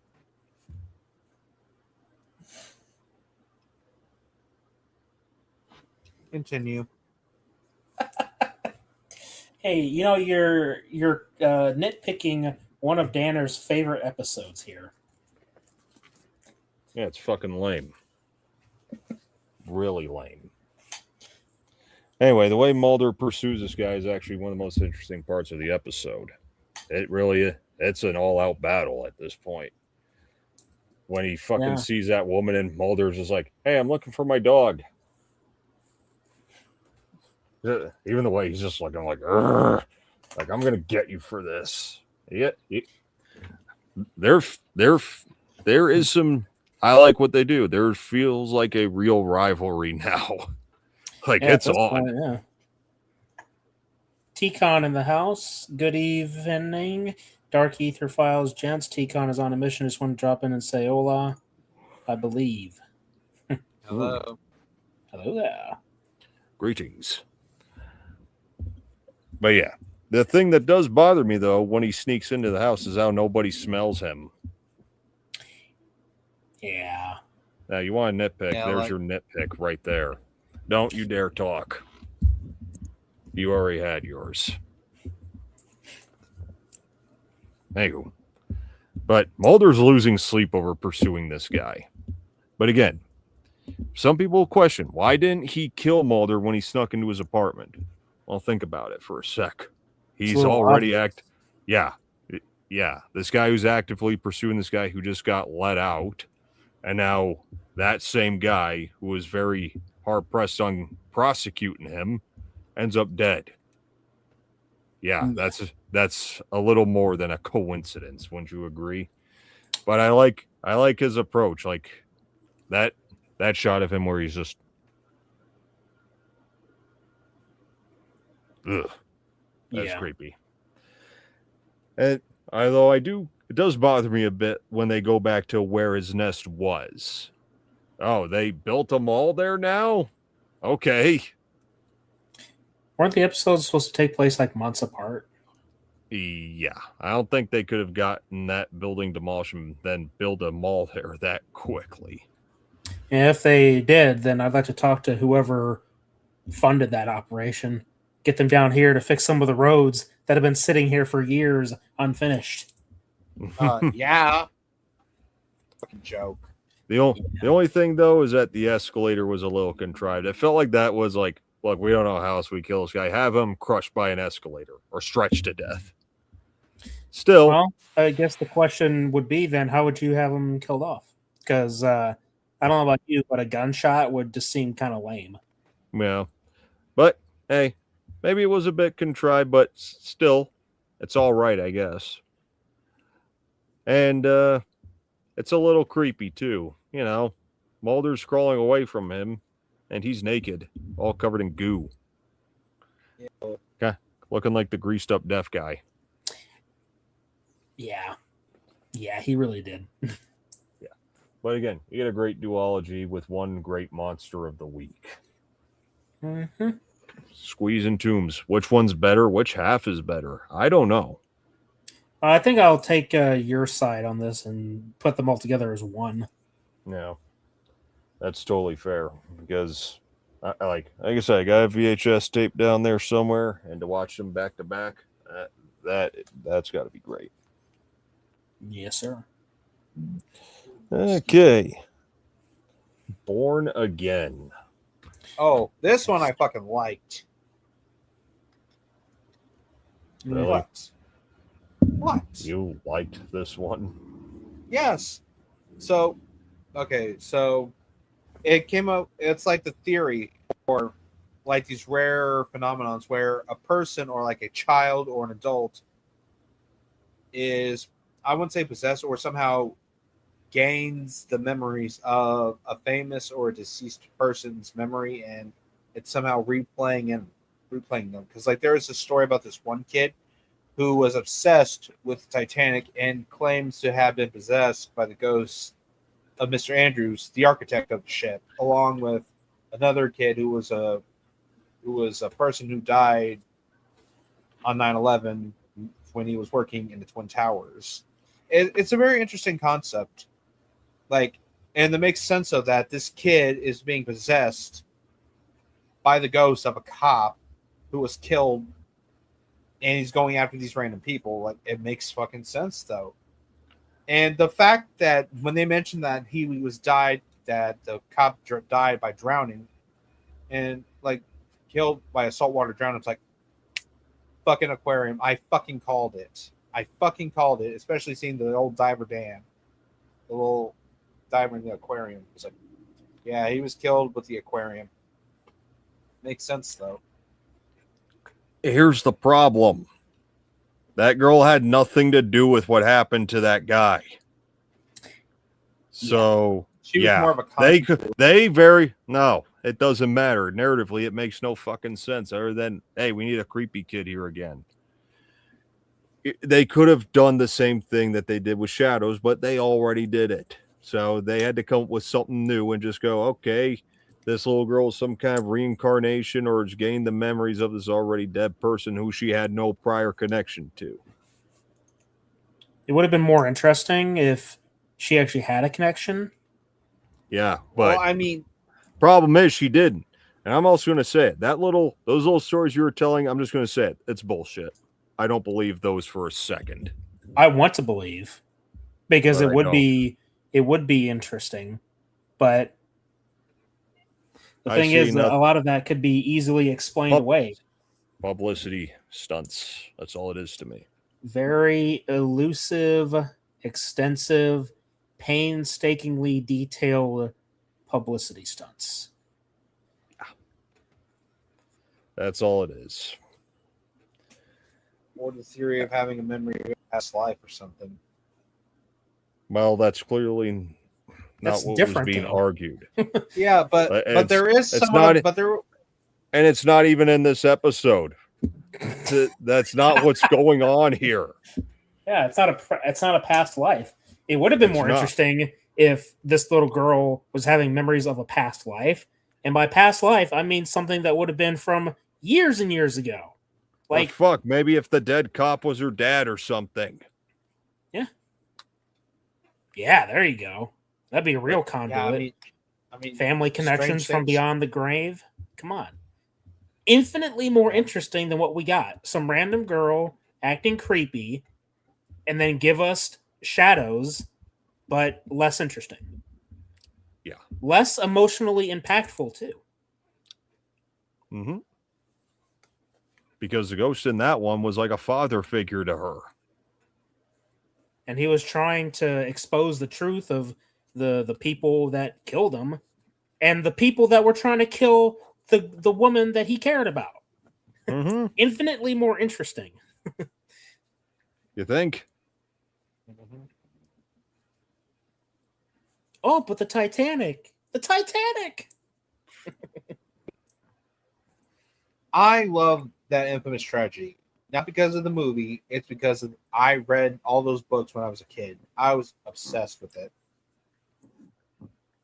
Shut up. Don't more power to you, I guess. It's just the architect story sounds, well, Dan already said it sounds like a... Well, how the hell could this... Yeah, I mean, how the hell would this kid have known about the fourth funnel being a fucking decoration if he never even read that in the book first, after reading it? Like, how the hell We know, like I said, the fourth funnel on the Titanic was basically a decoration because it doesn't fucking work. He couldn't have read it in a book until he found out about it, and then he said, "Oh, shit, it was a fucking flaw that the ship was supposed to be made of steel, not iron. They basically cut fucking corners." He couldn't have read that in the book yet. Yeah, he couldn't have read it in a book, so that means it could have been told to him. He could have heard it in conversation. He could have been coached. No. You ever heard of coaching? Yeah, very true. Somehow I don't think you buy what I'm saying. Nope. Oh, so you think he's just doing this all for publicity? Like, that kid was even scared, though. I mean, I would be fucking scared if I had the memories of Mr. Andrews. Do you remember? Andrews. Do you remember the second Conjuring movie? Yeah, where they think it was all fake and shit, when in reality it probably was. Yeah, you'd be surprised what kids are willing to do for publicity, because they're kids. And then if you have parents that are equally devious, they'll reinforce it, coach their kids. Look, this is coming from somebody who wants to believe, right? I'm like Mulder. Like I want to believe in aliens, the supernatural. I have my own little weird stories of things that happen that I can't properly explain. Like I told you guys about this one. We have a shipping container in the back of the pawn shop where we keep excess merchandise, like excess lawnmowers and stuff. We got that thing open. It was really hard to open, but we couldn't get it closed. We had like 3 or 4 different people try to close it. We applied this special, like it was basically like a stronger version of WD-40. And even with the WD-40, it wasn't closing. It just wouldn't close. We waited for over an hour. I waited for over an hour because the guy that I was helping, the auditor, he fucking abandoned me. He just left me out there, and I'm just sitting here. I can't go back inside until that Connex store is closed. Because if it doesn't close and merchandise gets stolen, that's on me. So I had to stand out there for almost an hour or more, trying to close the thing. It wouldn't close. And the whole time, I saw on the other side of the fence, because we were in an enclosed area, I saw a homeless guy, a regular, that he had been sitting under this tree. I had a few dollars in my wallet, and something was telling me, go give him that money. It was gnawing at me the whole time I was trying to close the fucking door. Okay? Something kept telling me to give the guy the money. So he was like, you know what? Fuck it. I went over there. I gave him the money. I walked away. The moment I walked away and got back to that door, it closed like a knife through warm butter. Now, someone could try to argue, well, maybe the WD-40 finally did its job. Let me reinforce what I just said. For almost an hour, or right at now, I can't entirely remember, but I tried to get that thing closed. We had several people try to close it. It wouldn't close. Okay?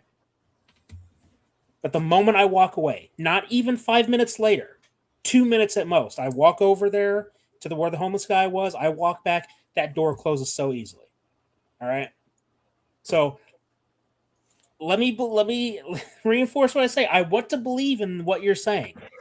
It's just I know people lie. And people will lie for the dumbest reasons, and they will claim till they're blue in the face that it's real. But the problem is that there are many ways that someone can lie. There are many ways to coach somebody, especially when it comes to kids.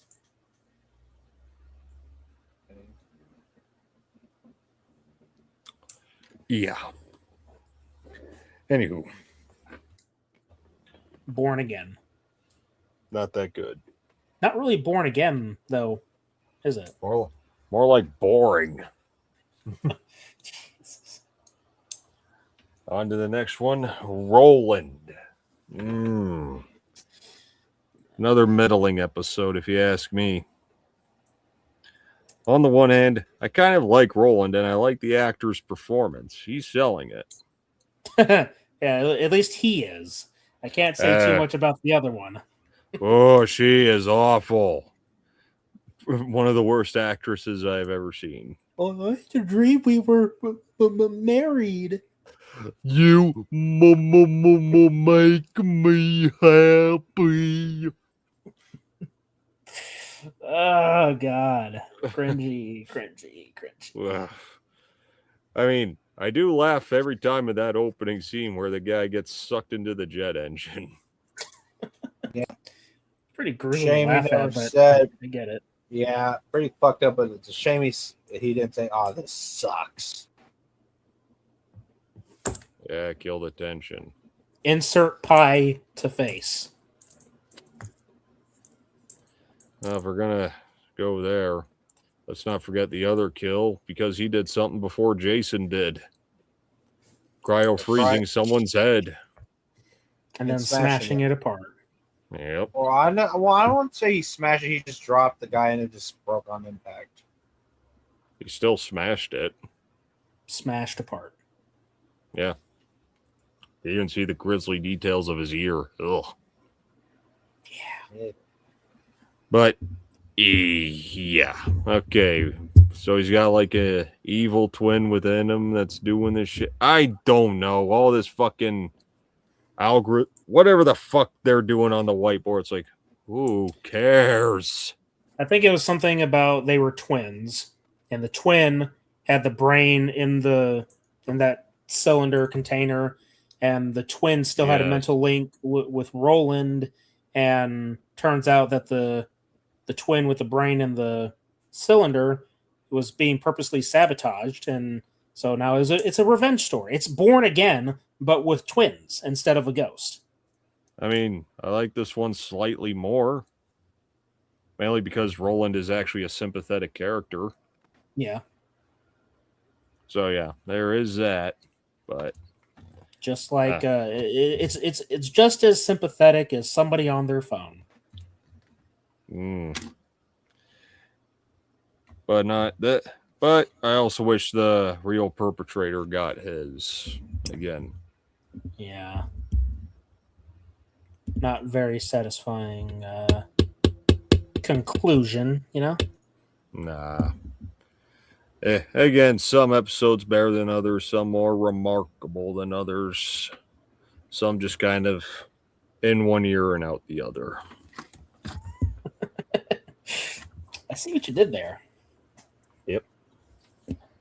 But after that, we get to the finale. The Erlenmeyer Flask.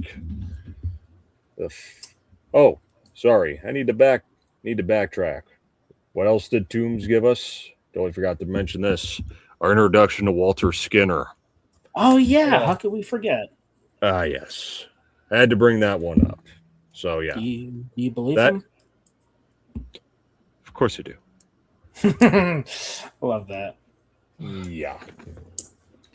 And again, even with Skinner, there's a bit of ambiguity in where he lies. I mean, sometimes he comes off sort of like a thorn in their side, but at the same time, he's their boss. I like what they do with Skinner. I fucking love Skinner. Yeah, even if you don't always agree with him, I love this character. Yep. He's good. He's real good. Okay, back to Erlenmeyer Flask, the final episode, where, holy shit, the Duke boys are in town. Seriously, the way that fucking car flies, that looked like something straight out of Dukes of Hazzard. I know, right? That's very true. And of course, with his blood, that apparently is not good for human eyes. Because, he's an alien. Right. Which is funny because that sort of thing returns for the alien bounty hunter, which is interesting. Yep. So if there are different alien species, they have to be one and the same, wouldn't they? Yeah. Or maybe like a subspecies sharing a common ancestor. Whoa. Yeah. Yeah. Everything okay over there? The sergeant usually doesn't take going. over until after I'm finished. Hey, I'm No, still listening. no, but I like this episode. I think it's a pretty good finale. Just having the government step in, like you could say that it's sort of like the precursor to the Alien Bounty Hunters, where the doctor gets killed by the guy, and you could call him the Man in Black, if you will. Yeah. He's like, what did he say? That like, oh, you're being reassigned. Yeah. I forgot how he said it, but because the doctor's like, I've got my important work here. It's like, well, your work here is finished, or something along those lines. I can't entirely remember, but I thought it was pretty eerie, especially when he has Mulder up in the attic. It's he has him knocked out. Like he kills the alien, then has Mulder knocked out. It's like, And held him hostage. yeah, I mean, it's pretty intense situation, especially because now you gotta Scully sees it, okay, and at this point it's like, my lady, please, you literally have an alien fetus or something in the tube. It's right there. It's right there. Yeah. It's right there, crystal clear, black and white. Like it's But right there. Like you have functioning eyes. It's right there. It's in your face. Like hello. But it's something interesting though is why couldn't they, whoever they are, why couldn't they get the alien themselves? It was kind of strange because I assumed that the research station or that place that Scully went to, that Deep Throat sent her to, I feel like the grand conspiracy guys, couldn't they have got this themselves, or I don't know, because it was an exchange, right? So they needed that specimen, right? Yeah. But also, I feel bad for Scully. I mean, like, sure, they shot Deep Throat and done Mulder. I mean, like, well, God damn it, Carter! Why are you jumping to that conclusion right now? I'm trying to wait. We're trying to wait. I'm trying to get Dan to talk about it because he's. What am I doing with myself?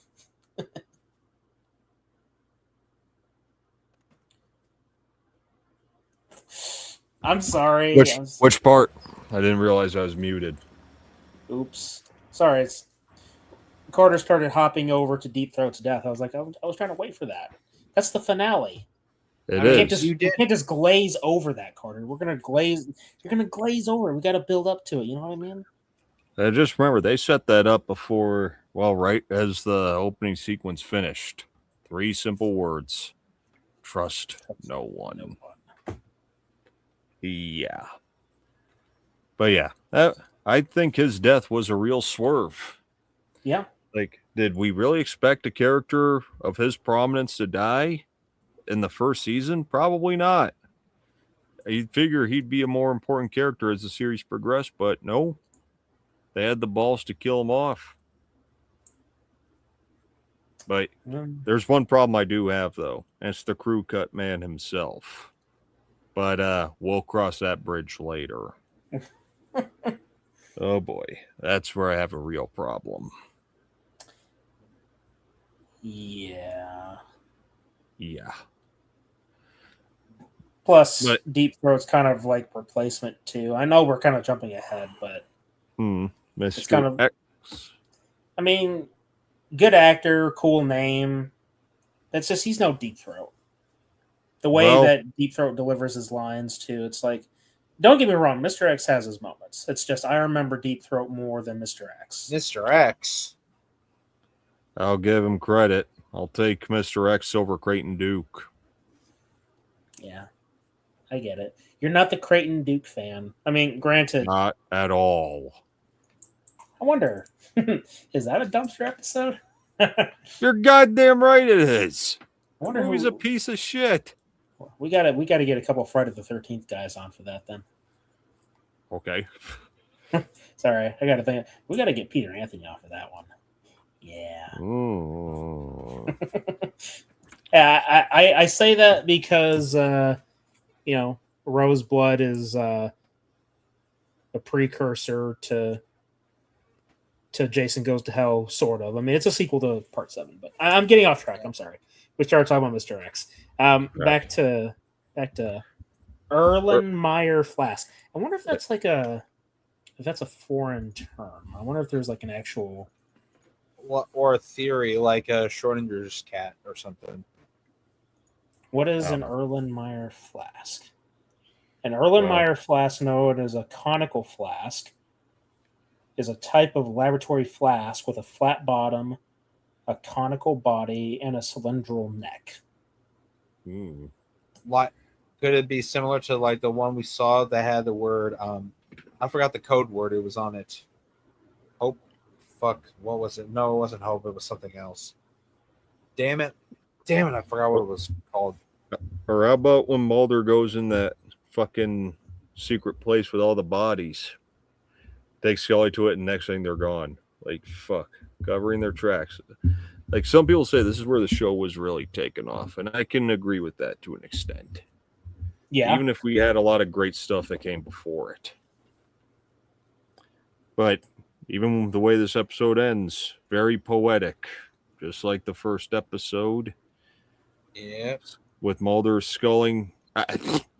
calling Scully with bad news. But in this case, it's even worse. They're shutting us down. Yeah. But he's going to keep trying to find the truth. And then, once again, we have the Smoky Man in the Pentagon, putting the alien fetus stored away. Yep. So, yeah. That's season 1. The death of Deep Throat. Honestly. Yes. Honestly, Jesus, I mean, you're Deep Throat, like Jesus Deep Throat. You know not to trust no one. You knew that these guys are probably going to. Why didn't you just do something smart, like say, I don't know, fake your death, wear a fucking vest, or like Ghostface says, wear a vest, save your chest. Like, Jesus, dude, come on. Nit pick. No more. Anywho. Also, why couldn't Scully just take a shot at the guys that fucked Mulder out as soon as they were getting away? Hello? You have What part of stop didn't you understand? I don't know, Carter. Why? How about your partner just got thrown onto the pavement? He's either dying or dead. Someone that you were just talking to not 1 minute ago, also dead. And all you have is a pistol, and there's multiple people in that van. It's kind of a lose-lose situation, right? I mean, they're driving away. I mean, take a few shots at them. We'll probably shoot a tire, make the thing flip. And then what? What's going to happen then? Their van stops. All the men that were in said van get out, all armed, versus one woman with one pistol. She's fucked. That's why. Exactly. Carter, she ain't no Deadshot, brother. She ain't no John Wick. Nope. She's Dana Scully. She's no Black Widow. Okay. All right. You get what I'm saying. Jesus. Why did you just shoot at the van while it's going away? Pow, pow, pow. I'm sorry. Now I'm nitpicking. I'm nitpicking the nitpicker. I mean, while like you could have taken shots at the van, and while you're taking Deep Throat's dead body away and aiding fucking Mulder, you could have given a description to the police that it was a white van that has fucking bullet holes in the back, put an APB out because they just shot this guy. Hello? Government conspiracy? Hello? The police wouldn't do jack Just a fucking drive-by. Say it was a bunch of gangbangers doing a drive-by. Well, just say you witnessed a drive. Okay, I got a legitimate question here. Did we watch the same TV series? Apparently not. Do you understand what government conspiracy is? Oh shit, Chad. I heard deep throat. Hey, let's try and be mature here about that term, okay? Yeah. Yeah, I Especially you. Unless you got cupcakes Especially on the you. What? Especially you. You were the one that was What? making stink gargling sounds when I said it out loud. Where the hell's Dry Pock? Where's Eisen? We need see Carter. This is why we don't ban Eisen or Dry Pock. Nitpicking about shooting a van. Mm-hmm. Are you fucking high? I don't know. Yeah, I am. Look at my eyes. Look at my eyes. You shut. Stop getting so close to the camera. You're making everybody uncomfortable. Get away from the. Okay. All right. Where is it at? Where's the clip?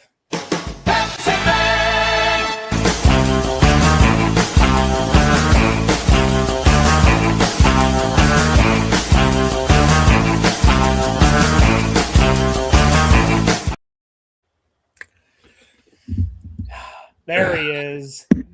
Carter looked like a pred. Oh, there you go. We missed you. Where were you like 20 minutes ago, Dry Pock? Hey, do me a favor. Go comatose for me, bitch. Hey. Here we are.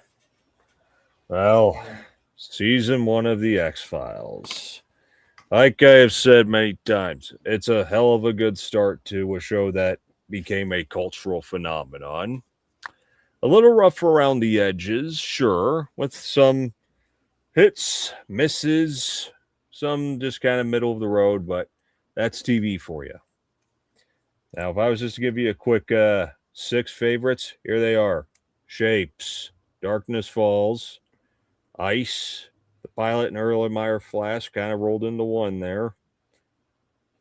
Beyond the Sea, and the Squeezing Tombs duology. I give an honorable mention to EBE. Okay. Because I have my list. I wanted to share it. Okay.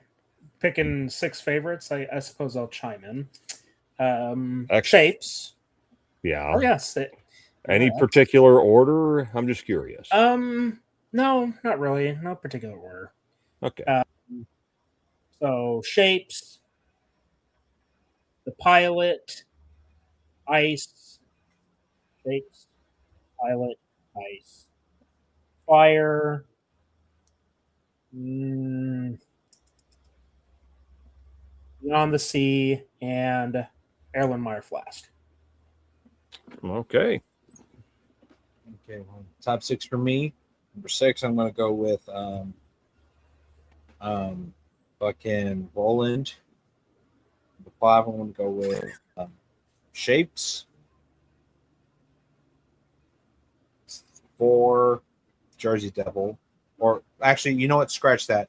That one gets a dishonorable mention.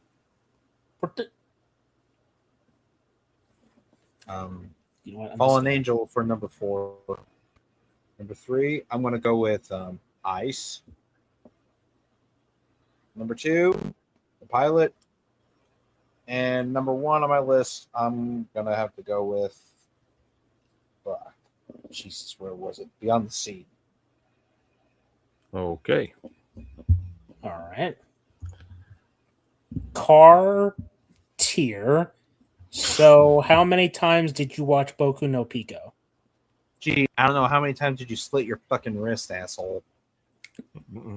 Carter is the Avatar chairbender. Wow. Hey, buddy, you're not going to be laughing when I show off my big guns and I fucking strangle you with it. Strangle you. It's better be a fucking legal adult, because when I find you, can't wait to hands around your neck. You know, if Deep Throat's final words were "trust no one," I think in an alternate universe, his final words were "don't trust this one." Okay. Suck fucking die. So yeah. Well, I think it's about time we hop on out here. We've been at this for about 3 hours and 43 minutes and counting. Yeah. But this was a good one. It's been a while since we've actually discussed stuff, so it was nice to kind of get back on that horse for a while. Yeah. I'm sure there will be more to come because, yeah, I guarantee we're going to do the same thing after we cover season 2. Mm-hmm. But before we even get to season 2, we have another show we like to wrap up, and that's why I'm just going to hand the reins over to you. All right. I'm just going to switch us over just for a moment, just for posterity. Hey. Okay. So I know that a lot of you have been anticipating this. We've talked about it. We obviously had to get the first season of the X-Files out of the way. As Danner said, this was a long time coming. This needed to be done. Now, we'll go ahead and finally wrap up what I hope to be, in the minds of these two, to be one of the greatest anime they have ever watched. I mean, I haven't watched a lot, so it probably could be. Yeah, there you go. Yep. The final season of Attack on Titan. Attack on Titan Season 4. Here's an alternate version, the preferred version for most of the guys here. They like this one better.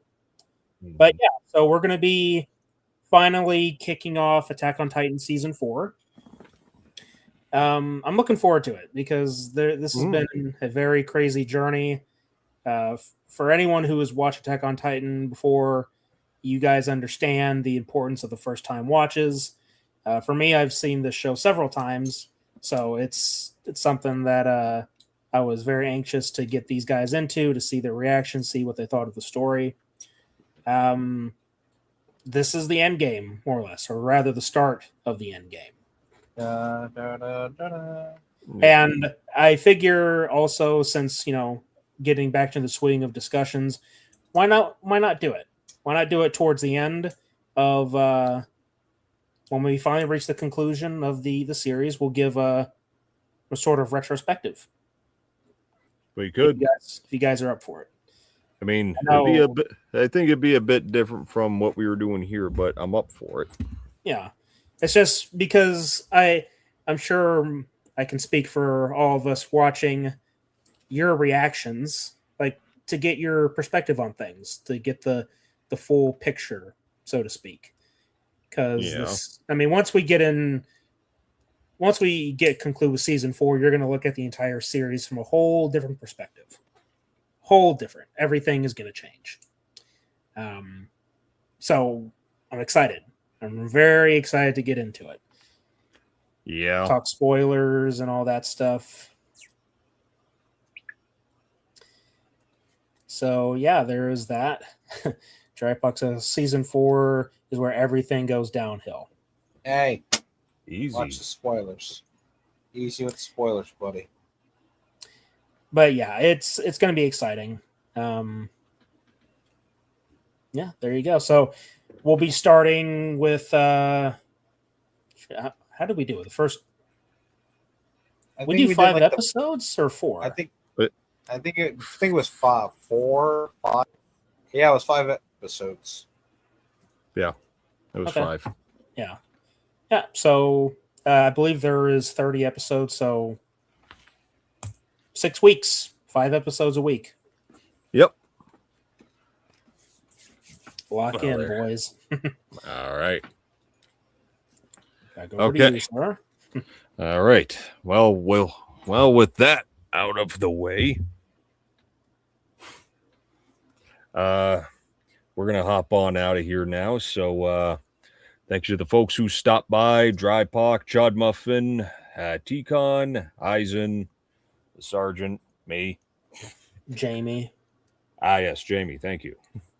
And special shout to our Patreon supporters. You will see their names at the very end after the credits are done rolling. And to everyone watching now, before, after the fact, thank you all for watching, listening, and supporting. Until next time, fellow agents, remember, the truth and the entertainment are out there, and trust no one. I'm Special Agent Spooky Clutter. I'm Special Agent Carter Sauce. Special Agent Dr. Richtofen. And until next time, fellow investigators, remember. The entertainment. The entertainment. The entertainment. The entertainment. The entertainment. The entertainment.